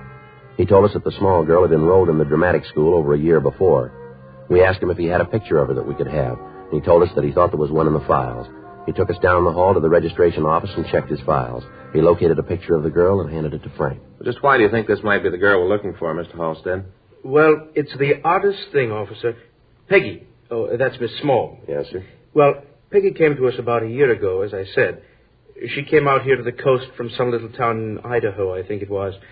I'd have to check her entrance application to be sure, but I think it was Idaho. Yes, sir. Well, instantly I knew that this girl had talent, real talent, deep down, talent. Right off the bat she had the feel. Would have been a fine character actress. Why do you say would have? She didn't want to work. Wasn't interested in anything but learning how to be an old woman. Sir? All she was interested in was learning to act like a little old woman. Now, we have a theory here at Halstead. Don't act, live. She did just that. Learned the makeup problems, dress, walk, everything. She even used to practice writing like a woman of 60 or so. I used to see her practicing by the hour. Did she ever give you any reason for all this? No. I asked her once, but she said that this was the way she wanted it.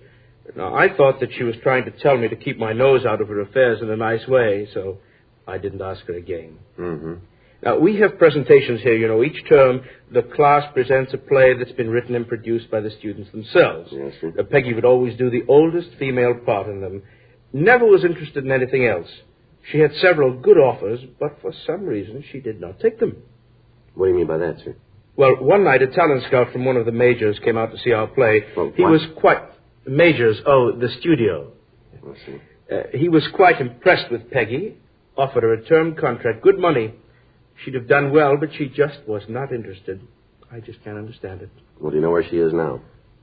No, officer, I haven't seen Peggy since she left here. That was about 4 months ago. I wonder if you could tell us where she lived when she was enrolled here. Certainly. I have the address on her enrollment card. Well, that's fine. We'd like to have the names and addresses of any of her close friends, too, if we could. Oh, certainly glad to help. You think it could be her, Peggy, the woman you're looking for? Well, it could be, yes, sir. Odd. Now, I got to thinking about it when I read about it in the papers. Right away, it made me think of Peggy. How she used to talk about acting. How's that, sir? Well, she used to always say there was only one reason for doing anything, and that was to come out on it. That was the trouble with most people. They just didn't know where they wanted to end up. But she knew where she was going. Well, maybe she was right. I beg your pardon? If she's the one we're looking for, we know, too.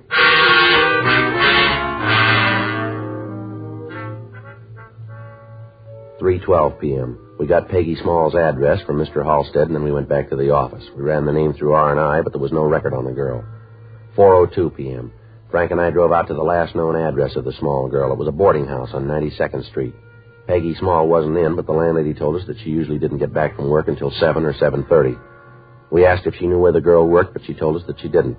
We arranged for a stakeout on the house, and at 4:37 p.m. we checked back into the office. You want to check the book? Right. Anything? Don't think so. There's a call from Faye. She wants to know if I'll be home for dinner. I better give her a call, Joe. Mm-hmm.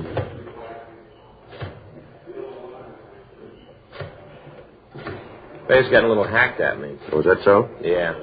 Last 3 nights she's waited dinner for me and I didn't make it. Mm-hmm. Hello, honey.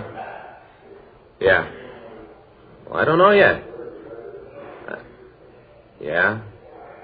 Well, I think so. I know. Well, maybe another hour or so I'll know. Yeah. Okay, honey. Bye. If I don't make it tonight, she's going to scout me. I get it. Forgery Friday. Yes, ma'am. What's that address again? All right. Yes, ma'am. We'll be right there. Well, your dinner's going to have to wait again. Why? Dry goods store out on Main. Forger's there now. In the process of the investigation, the police department had alerted the merchants throughout the city to the method of operation of the woman forger. Thousands of printed circulars had been distributed bearing her description. An artist's conception of the woman had been published in the daily papers, and the drawing had also been broadcast over the local television stations. The clerk in the store we'd gotten the call from had noticed a similarity between a woman waiting to cash a check and the description. From the information we'd gotten on the hotshot, the woman was waiting for an authorization for the check. When Frank and I got to the store, we met a small elderly woman. She produced identification in the form of a driver's license bearing the name Lillian Halstead. Frank and I asked her to go with us to the city hall for questioning. A policewoman was called, and the interrogation started. One look at her, and you could see that she was covered with a heavy makeup. I want you gentlemen to know that I resent the implication you're making. The idea of trying to make me out a vicious criminal. Ma'am, we're not trying to embarrass you. We just want to get to the truth here. I'm giving you that. I'm telling you what you want to know. All right, now let's get it over with. What's your name? Lillian Halstead. Is this your driver's license? Yes, it is. Then the thumbprint on it should be yours, too. Is that right? I'd imagine so, yes. Well, then suppose we go down the hall and take your fingerprints and compare it, huh? Now, you look here, young man. I know my rights. You're not dealing with some little schoolgirl this time. I did it a long time, and I know just exactly what you can do and what you can't do. I know, for instance, that you can't take my fingerprints unless you want to arrest me for something. If you want to make a fool out of yourself to that extent, then you go right ahead and do it. And mark this way, young man. I'll sue you for every nickel you own. I'll let the papers know about this. They'd love to know how you treat old women. They'd just love to know. You ever been mistreated in any way, ma'am? No, and I don't intend to be. There's a man on the way down here, ma'am, the name of Halstead. Wife's name is Lillian Halstead. That driver's license we found in your purse, the one you claim is yours, that's registered to his wife. He's coming down here to tell us that you aren't his wife, that you stole that license, that you were a student in his dramatic school. Now, why don't you save us all a lot of trouble here? Why don't you admit that you're the woman we're looking for, that you're Peggy Small, you're no old woman? Come on, how about it, Miss Small? All right, I lose. Guess I should have known. Mind if I take this wig off? It's kind of warm in here. We've been kind of waiting for it. Go right ahead. It was a good racket while it lasted. Crummy driver's license. I was doing all right as long as I used the letters. They should have been good enough for me. I should have known. What'd you do with the money? I got it all, every last nickel of it. I almost had enough, too. Enough for what? Leave this lousy town, get out of here, go back east, New York. A couple more pieces of paper and I'd have it made. Could have left. Almost showed him good. Ma'am? Phony town. Months I pounded on doors, talking to agents, casting directors, talking to anybody who'd listen to me, trying to get a job, trying to get a break in pictures. None of them would talk to me. Wouldn't even see me. This phony town. Yes, ma'am. They wanted character women. Didn't want any young women, character women. That's what they wanted. Well, I got to be the best of them. They didn't want me the way I am. I didn't want to work any other way, none. Had you fooled, didn't I? Had the whole town fooled. All of them. Phony place. I was going back east, back to New York. They know talent back there. They recognize it. They know whether you're real there or whether you're just a phony. They know it there. Yes, ma'am. We know it here, too.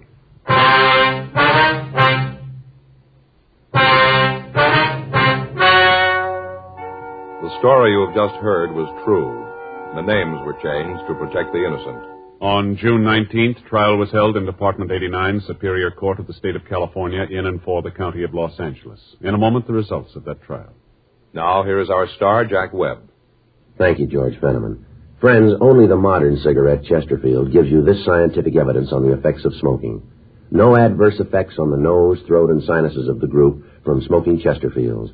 And only the modern cigarette, Chesterfield, gives you premium quality in both regular and king size. Now, I know Chesterfield is best for me and best for you. Buy them, regular or king size. Either way, they're much milder to give you all the pleasure the modern cigarette can give.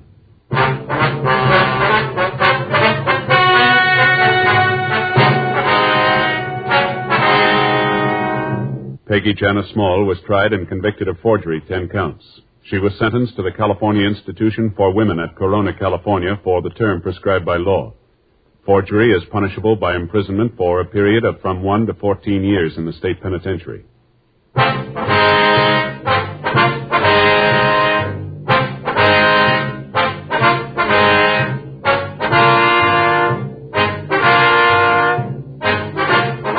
You have just heard Dragnet, a series of authentic cases from official files. Technical advice comes from the Office of Chief of Police W.H. Parker, Los Angeles Police Department. Technical advisors, Captain Jack Donahoe, Sergeant Marty Wynn, Sergeant Vance Brasher. Heard tonight were Ben Alexander, June Whitley, Jack Crucian, Gene Tatum. Script by John Robinson. Music by Walter Schumann. Hal Gibney speaking. Sound off for Chesterfield. Either way you like them, regular or king size, you'll find premium quality Chesterfields much milder. Chesterfield has brought you Dragnet, transcribed from Los Angeles.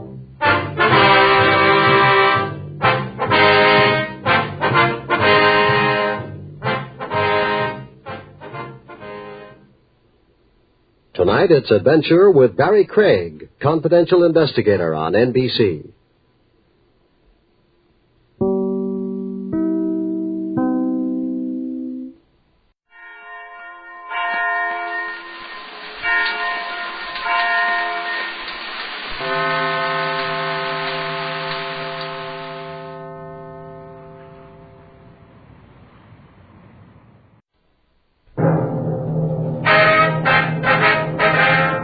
Sound off for Chesterfield. Chesterfield, the only cigarette in America to give you premium quality in both regular and king size, brings you Dragnet.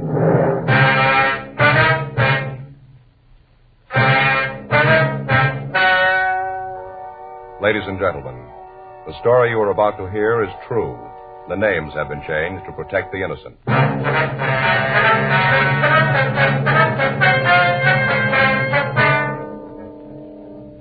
You're a detective sergeant. You're assigned to homicide detail. A man walks into your office and tells you he returned to his home to find that his wife was gone. She left no indication where she was going. Foul play is suspected. Your job, find her. The modern way to sell cigarettes is the Chesterfield way. Premium quality in both regular and king size. And we're the only one that does it. Premium quality in a cigarette means the world's best tobaccos, the best ingredients, the best cigarette paper. Only Chesterfield gives you this premium quality in both popular sizes. King-size Chesterfield contains tobaccos of better quality and higher price than any other king-size cigarette. That's certainly important to every king-size smoker. Of course, it's the same fine tobacco as in regular Chesterfield. There is absolutely no difference, except that king-size Chesterfield gives you more than a fifth longer smoke. Yes, the modern way to sell cigarettes is the Chesterfield way. Premium quality, both regular and king size. Chesterfield is much milder. Chesterfield is best for you.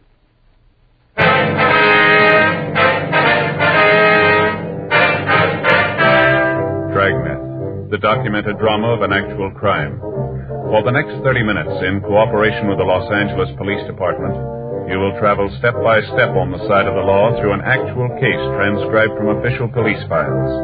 From beginning to end, from crime to punishment, Dragnet is the story of your police force in action. It was Tuesday, July 7th. It was hot in Los Angeles. We were working the night watch out of homicide detail. My partner's Frank Smith. The boss is Thad Brown, chief of detectives. My name is Friday. I was on my way into work, and it was 4:58 p.m. when I got to room 42. Homicide. Joe, that you? Yeah. Been here long? No, I just got in. Sure a beautiful day, isn't it? Yeah, summer's really here, isn't it? This daylight saving time makes a difference. Got a lot more time, seems like. Made me think about my vacation. Well, you're doing a couple of weeks, aren't you? Yeah, first part of August. Mm-hmm. Figured out where you're going yet? Yeah, Fay and I talked it out. You know, Joe. Oh, what's that? I think maybe I had Armand figured wrong. Armand? That's your brother-in-law? Yeah. Mm-hmm. This year, Fay and I got to talking where we're going to spend the vacation. Fay wants to go up to Big Bear. I'm saying Mexico. Yeah? You know, I figured a little fishing. I hear the yellows are hitting pretty good. The what? Yellowtails. Oh, yeah. You don't fish much, No, do you, I don't Joe? fish at all. You know. Well, they're supposed to be hitting pretty good, but Fay can't see Mexico. And darn if old Armand doesn't chime in and say he thinks Mexico's a great idea. Well, that's swell. Yeah. Tells Fay all about the beaches down there and how good the food is, all about the air, healthy. You know, really sells her. So that's where you're going, huh? No, Fay didn't buy it. It's going to the mountains. Well, fishing's supposed to be pretty good up there, too, isn't it? That's what I've read, I guess. I suppose so, but... Old Armand, how do you like that guy? He sure surprised me. Yeah, maybe he's going to work out, huh? Yeah. I'll get it. Okay. Homicide, Friday. Yes, sir, it is. I beg your pardon. Could you talk a little louder? Yes, sir. Uh-huh. Yes, sir. Well, when was that? I see. When? Yes, sir. What was that address again? All right, I have it. Yes. Yes, sir, that's right. We'll be right out. Right, bye. Well, we got one to roll on. Kidnapping out in Hollywood.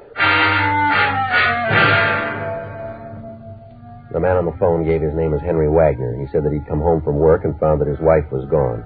He said on the phone that he'd found a note demanding ransom and cautioning him against calling the police. 5:22 p.m. Frank and I arrived at the house on Temple Hill Avenue. We parked the car down the street from the house and went up to the front door. Frank would remain in the car for a few minutes and then follow.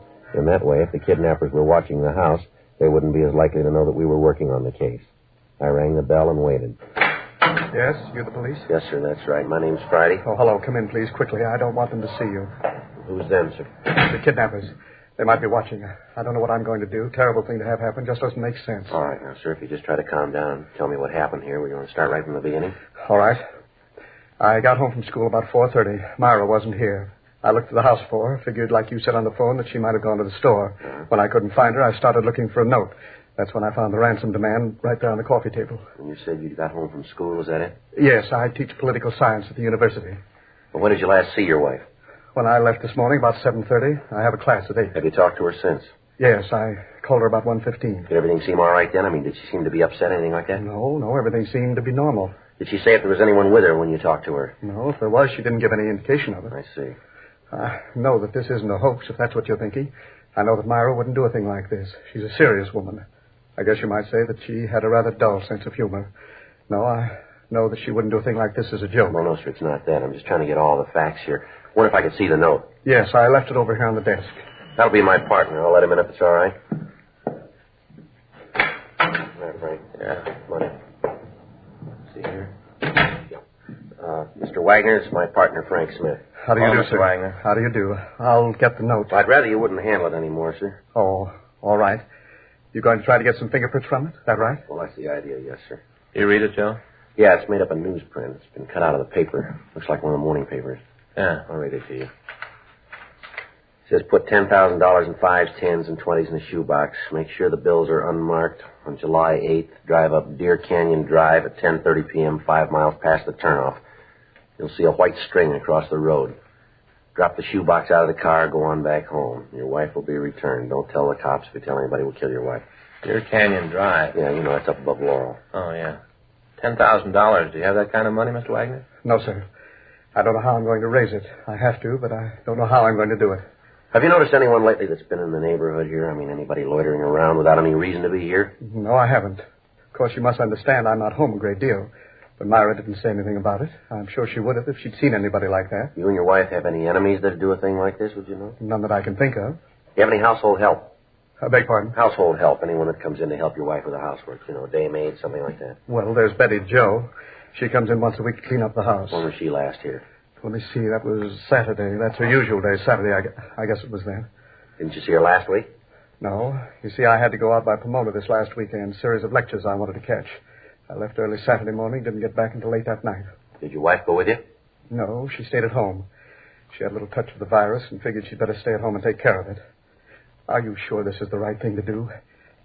Maybe I should have handled this myself. No, sir, you did the right thing.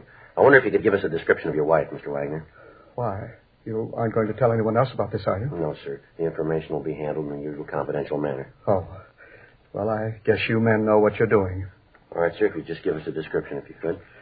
Well, Myra is about 5'3". I guess she weighs about 130 pounds. Mm-hmm. How old is she, sir? 42. Just turned 42. Birthday last month, June 14th. How about the color of her hair? Sort of an auburn, I guess you'd call it. A little gray up in here, along the sides. Mm-hmm. Would you know what she was wearing? No, I wouldn't have the slightest idea. I don't know her clothes well enough to be able to look at what's in her closet and tell you what she had on. Mm-hmm. How about marks? I don't think I understand. I'm sorry. I mean, any visible birthmarks or scars, anything that might make it easier to identify her. No, I don't think so.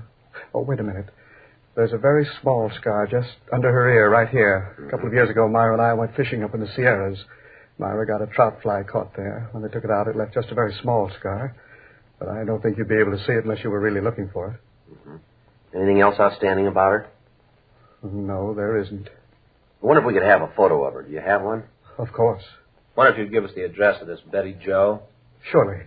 I think Myra kept it in the phone book. I'll look for you. Do you think they'll really do it, officer? kill Myra? Well, we're going to try to stop him, sir. I don't think so. Well, how about the money? Should I get it together? Not a lot of time if I have to meet them tomorrow night. We'll take care of that. Here's the address. Thank you, sir. I don't know what I'll do if they hurt Myra. Just don't know. It's odd, isn't it, Sergeant? What's that? Myra and I have been married for 22 years. I guess I always just took her for granted. Haven't been separated at all during that time. Just took her for granted. Yes, sir. I guess you have to lose something before you know what it's worth. 5:43 p.m. We asked Mr. Wagner not to touch anything in the house. We told him that after his wife had been returned and our men could move safely about the neighborhood, the house would be gone over for physical evidence. 2 men came out from the office and a stakeout was placed on the house. The note was taken downtown and photographed. Dean Bergman lifted several clean prints from it. However, comparison with those taken from Mr. Wagner eliminated them. The maid, Betty Jo, was contacted, but she could tell us nothing. In the meantime, Sergeant J. Allen at the crime lab prepared a shoebox as directed by the abductors. Dummy packages of money were placed in the box, and the container was wiped clean of all fingerprints. The area where the meet was to take place was staked out. The following morning, Wednesday, July 8th, Henry Wagner went to teach his classes at the university as usual. Late in the afternoon, he returned home, and at 9:45 p.m., he got into his car and left the house. I'd gotten into the back seat of the car earlier, and I kept out of sight. In an undercover unit behind us, Frank, Lieutenant Gorham, and Gil Encinas kept us under observation in the event that we missed contact with the kidnappers. 10:26 p.m. We turned off Benedict Canyon onto Deer Canyon Drive. I hope I'm doing the right thing. I can't help thinking of what they might do to Myra. Well, try to take it easy, Mr. Wagner. We know how you feel. Everything that can be done has been taken care of here. That's what you've been telling me for the past hour. Doesn't make me feel any better about what's happening. Can you still see that car behind us? No. I think they dropped back when we turned off Benedict. Uh-huh. How's it look up ahead? Can't see much. Dark. How far off the canyon have we come? About 4.5 miles. You got your box right there ready to throw it out? Yes, sir. Right here on the seat. All right, now remember, when you toss it out, try to lift it by the strings. Right, I'll remember. I just hope we're doing the right thing. I'll never forgive myself if anything happens to Myra. $10,000 just isn't worth it. Wait a minute. Mm-hmm. There it is. String across the road. See anybody around it? No, so dark. I can't see anything but what's in front of the car. How close are we to the place here? About 50 or 60 feet. All right, now take it slow. Don't give any indication that you aren't doing exactly what they told you to. And remember, don't handle that box. Hold it with a string. All right. We're here. I'm throwing the box out. All right, now close your door. What now? Go up the road a little, and then turn around and drive back. Act like everything is just the way they told you to handle it. All right. Take it easy now. We can turn around here. All right. You see anyone move for the money? No, not yet. Maybe when I get turned around. Just a second. There's a driveway here. Oh, it's pretty dark back there. All right, can you see anything at all? Nothing there. I don't see anyone. All right, now just keep driving. If there's anybody to pick up the money, it'll look better if you don't cause any trouble. I don't know about all of this, Sergeant. Somehow I still can't get the idea out of my mind that we've done the wrong thing. That they know all about it, that they're going to kill Myra. Now, there's no reason that they should know that there's anything wrong, Mr. Wagner. From what they can see, you're doing just what they told you. They got nothing to tell them any different here. But what if they found out? What if they know that you're working on the case? What if they know about it? They might kill Myra. I'd never forgive myself. I never should have told you about it. I should have taken care of it myself. They'll kill her. I know they will. They'll kill her because you're working on it. The way it is now, she hasn't got a chance. No, you're wrong there, Wagner. The odds are on her side now. 10:45 p.m. Henry Wagner and I left the meeting place. About a mile down Deer Canyon Drive, Wagner dropped me off, and then he started down Benedict Canyon Drive and continued on home. I met with Frank, Lieutenant Gorham, and Sergeant Gil Encinas, and we started back on foot. We cut off the road and waited on the hill overlooking the meeting place. Frank told me that they'd seen no activity on the road while Wagner and I were making the meet. We moved in closer. 11:30 p.m. No sign of the kidnappers. The moon came up and we could see the white string across the road. In a patch of manzanita, we could see the shoebox containing the dummy packages of money. We waited. Midnight. 1:30 a.m. Still no sign of the kidnappers. 2:30. 4. At 4:45 a.m., the sun came up and Frank and I left the area. Lieutenant Gorham and Sergeant Gil Encinas continued to stake the meeting place. If the kidnappers had been in the vicinity, we'd missed them. Our only course now was to wait for them to contact Henry Wagner again. 8:15 a.m. Frank and I checked out and went on home to take a shower and get something to eat. At 11:12 a.m. Thursday morning, we checked back into the office. Rough night, huh? Yeah, there's nothing to show for it. Anything from Gorman and Cenas? No, I don't see anything. There's one thing I found out. What's that? I need a heavier coat for nights. Yeah? Saw an ad in the magazine. Advertised those English duffel coats. Look real good. What? Duffel coats. Wore 'em in the North Atlantic during the war. You know, Joe, they're real heavy. Got a hood that comes up. Should be real warm. A hood? Yeah, you know, like a monk wears. When you aren't wearing it, look just like a collar. So when it gets cold, you raise up the little gimmick, and there you are, warm as anything. You know, Frank, somehow I just can't see you in there. Yeah? Well, I noticed you weren't any too warm last night. Next time we do duty like that, I'm going to be ready for it. Yeah. It's just like a monk. I'll get it. Homicide Friday. Yes. Oh, yes, mister. When was that? Uh-huh. Yes, sir, right away. Well, that's it. Huh? The Wagner woman, she's home.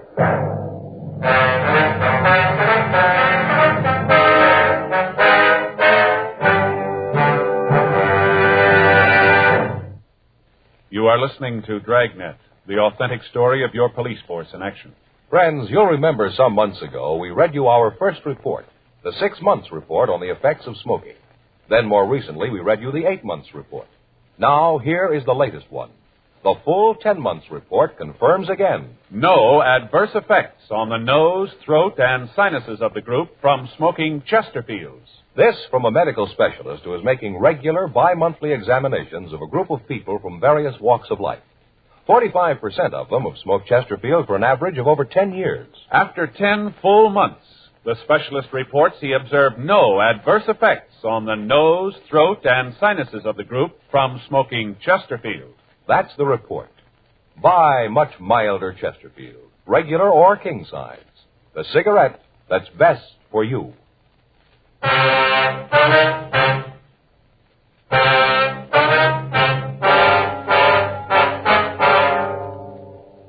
11:30 a.m. Frank and I drove out to the Wagner home. The officers on stakeout told us that Mrs. Wagner had walked into the house at about 11 o'clock that morning. As soon as she'd gotten inside the house, she collapsed. The family doctor had been called, and she was treated for shock. Other than some scratches on her arms and around her face, she was unharmed. The officers told us that they'd been unable to interrogate her so far. We talked to the doctor, and he told us that we could talk to her until the sedative took effect. Honey, these are policemen. They want to ask you a few questions. What? Police officers, honey. There's Mr. Friday and there's Mr. Smith. Oh, yes. They want to ask you some questions, dear, about the people who took you. Oh, all right. It won't take very long, Miss Wagner. That's all right. I want to help you get them. All right, now if you just tell us how it happened. How it happened? Yes, ma'am. Sergeant, you have to do this now. Maybe later when she's rested. Oh, I'm sorry, Mr. Wagner. We haven't got much choice here. We'd like to get to the people who did this. If we wait until later, we might not be able to get them. Yes, I didn't think of that. Well, if the doctor says it's all right, go ahead. Miss Wagner? Yes? Do you know the people who did it? The people who took you? No. You never seen them before? No, never. All right, now, could you just tell us what happened? I guess so. They came to the door about 2:30. Who were they, ma'am? Well, I just saw a man. Later, when we got into the car, there was a woman, too. All right, go ahead. They told me that Henry had been in an accident, that he'd been hurt, that he was at the hospital. Said they wanted to take me to him. Yes, ma'am. I didn't know any different. I went with them. I thought that Henry was hurt. I didn't know any different. You have to do this, officers. She's home, safe. That's all I care about. That's all that's important. Why don't you let her get some rest? Then you can talk to her. Talk as much as you want to.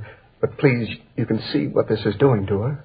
Yes, sir. Now, look, this isn't any easier on us. We've got a job to do here, like we had when she was gone. We know how you feel, but we'd like to get to those people. It's all right, Henry. I'm all right, dear. Where'd they take you, ma'am? First, I think they were going to take me to a house near here. I didn't notice the street, but it was near here. I'm sure of that. Then when we got near there, I knew that something was wrong, that they weren't going to take me to Henry like they said. I knew it then. Mm-hmm. Go ahead. I told them to let me out of the car, said that they'd better let me go. Mm-hmm. The woman, she was in the back seat with me, said for me to keep my mouth closed. I tried to get out the door, and she hit me. Then the two of them got into an argument. The man started to yell at the woman that it wasn't any good, that they'd better forget the whole thing. And the woman said that they'd gone too far for that now, that they had to go through with it. Uh-huh. Well, then they put a blindfold on me. tied my hands and blindfolded me, and then they started to drive. Well, at any time, did either of them use a name, in talking to each other? No, I don't think so. At least if they did, I don't remember it. Uh-huh. Go ahead, Miss Wagner. Well, then they started to drive. I couldn't see where they were going, but I know that they headed out the Arroyo Seco toward Pasadena. I could tell from the way we went. Then I heard the woman talk about the turnoff to get on the Seco. Right then the man told her to shut up. Yes, ma'am. We drove for quite a while and then stopped. They made me get out and took me into a house. Did you have any idea where you were at the time, ma'am? No, I didn't. Mm-hmm. Go ahead, ma'am. Well, they took me into the house and put me in a room. Tied me up. I couldn't move, couldn't do anything. They locked the door and I could hear them arguing in the next room. The man was really telling the woman off. Said that she was a fool, that she'd really botched the whole thing up. I see. That night, they brought in a plate of food. Told me it was time to eat. All there was were some prunes. That's what they fed me all the time I was there, prunes. Never did take the blindfold off. Was there anything at all that would let you know where you were? Oh, a couple of things. They're probably kind of silly, but maybe you can make something out of them. What's that, ma'am? Well, there was a clock that was in the room where they had me, one of those chime clocks, tolled every 15 minutes, like Westminster chimes. Yes, ma'am. I don't think it was a very big clock. Chimes sounded small. Mm-hmm. Then there was a train. Trains? Yes, every once in a while I'd hear trains going past. Sounded like they were near, maybe a couple of blocks away, not much more than that. But do you think that you could give us a description of the man and woman, Miss Wagner? Yes, I think so.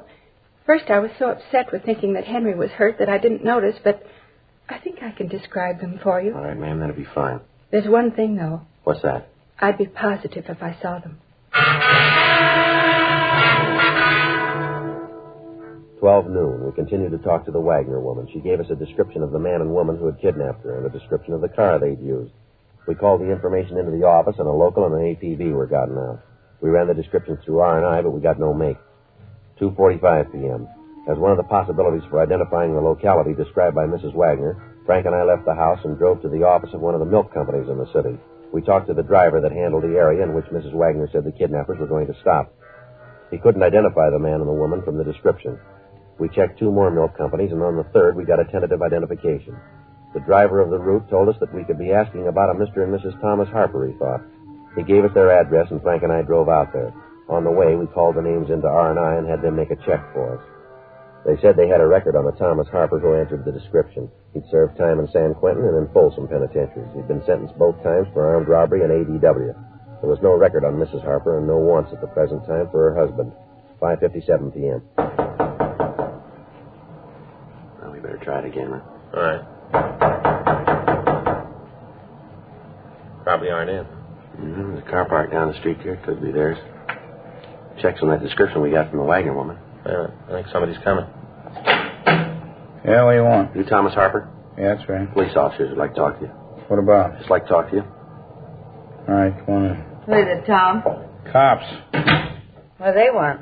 Say they want to talk. I don't know what about. Just a routine investigation. Who are you trying to kid? What do you mean by that, Harper? Somebody's done something, you need a pigeon. I got a record, so I'm right for you guys to lean on. What's the matter? You got something to worry about? Not a thing in the world, but I know you guys, you're going to try. What do you want, anyway? You people tell us your activities for the past 4 days? What for? Just tell us, will you? Tell us. You got an angle or you wouldn't be here. You're trying to pin something on us, and you know it. You want to tell us what you've been doing? We haven't left the house at all. Can you prove that? Prove it to who? You? You got no right to come in here and ask a lot of questions. She's right. You haven't got any right to do that. Now, either you pull us in or you get out of here. All right, Harper. We're getting ready to leave anyway. We'll see you later. Yeah, let's go, Frank. Right.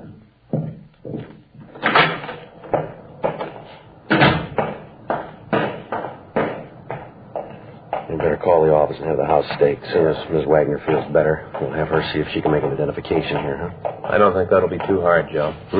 Found this bill from the gas company on the table in there. Yeah? House in Pasadena.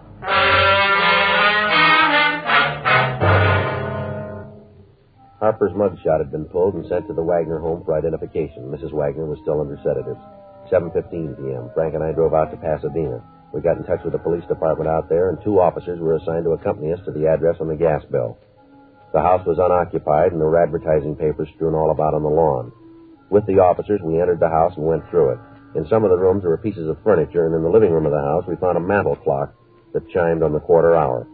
On an end table, we found a ball of white string that looked like the same type that had been used to mark the meeting place up on Deer Canyon Drive. In one of the back bedrooms, we found prune seeds scattered around on the floor. A stakeout was arranged on the house. We contacted the men watching the Harper residence and found that the suspects were still there. 9:56 p.m., Frank and I arrived back at the Harper home in Hollywood. The lights were out and the house was dark. Frank went around to the back of the house. Yeah? What do you want this time of the night? Did you guys ever give up? All right, Harper, let's get dressed. We want to talk to you downtown. You tying a pinch to me? You called it. For what? Kidnapping. You're out of your mind. Come on, get dressed. Who is it, honey? Cops say we kidnapped somebody. What? Fuzz has an idea we kidnapped somebody. You're kidding. Afraid not, Miss Harper. You better get dressed, too. Anybody else in the house? Yeah, we take in boarders. Don't get smart. Where's that door go? Bedroom. Just the one bedroom here? That's right. We're roughing it. Just the kitchen over here? Yeah. All right, come on. How about the bath? In there. All right, we'll all go. Come on.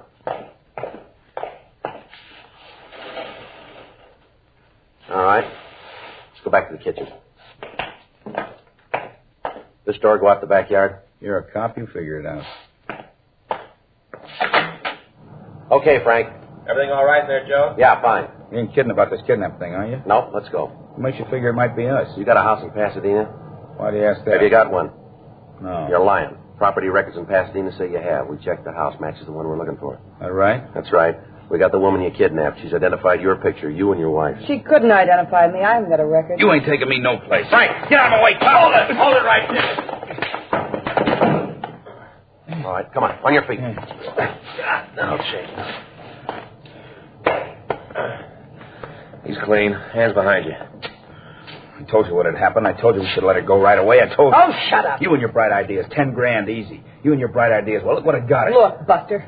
You didn't yell when you thought of getting your hot little hands on that dough. You were all for it then. Well, we lost. What do you want me to do about it? Break down and bawl? Should have known from the beginning. I had nothing but trouble with you from the start. Always wanting something easy. Always wanting big money. Never satisfied. That's the trouble with kids.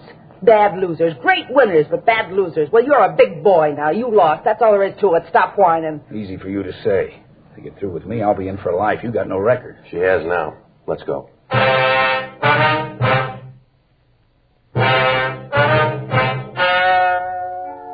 The story you have just heard was true. The names were changed to protect the innocent. On November 10th, trial was held in Department 98, Superior Court of the State of California, in and for the County of Los Angeles. In a moment, the results of that trial. Now, here is our star, Jack Webb. Thank you, George Fenneman. Friends, only the modern cigarette Chesterfield gives you this scientific evidence on the effects of smoking. No adverse effects on the nose, throat, and sinuses of the group from smoking Chesterfields. And only the modern cigarette Chesterfield gives you premium quality in both regular and king size. Now, I know Chesterfield is best for me and best for you. Buy 'em, regular or king size. Either way, they're much milder to give you all the pleasure the modern cigarette can give.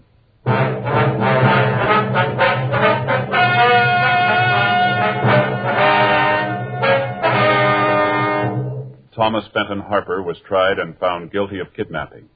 He was sentenced to life imprisonment in the state penitentiary, Folsom, California, without possibility of parole. His wife, Alice Mabel Harper, received a like sentence and is now in the California Institution for Women, Corona, California. Ladies and gentlemen, would you give a few dimes to help a child out of the smallest prison in the world, an iron lung? Well, that's what you're doing when you join the 1953 March of Dimes. Remember, crippled children are depending on your help. So give your dimes and your dollars to the 1953 March of Dimes.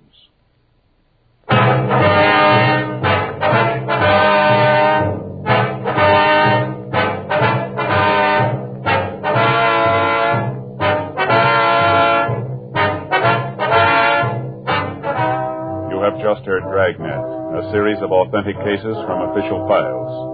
Technical advice comes from the Office of Chief of Police W.H. Parker, Los Angeles Police Department. Technical advisors, Captain Jack Donahoe, Sergeant Marty Wynn, Sergeant Vance Frazier. Heard tonight were Ben Alexander, Virginia Gregg, Jonathan Hull. Script by John Robinson. Music by Walter Schumann. Hal Gibney speaking. Sound off for Chesterfield. Either way you like 'em, regular or king size, you'll find premium quality Chesterfields much milder. Chesterfield has brought you Dragnet, transcribed from Los Angeles.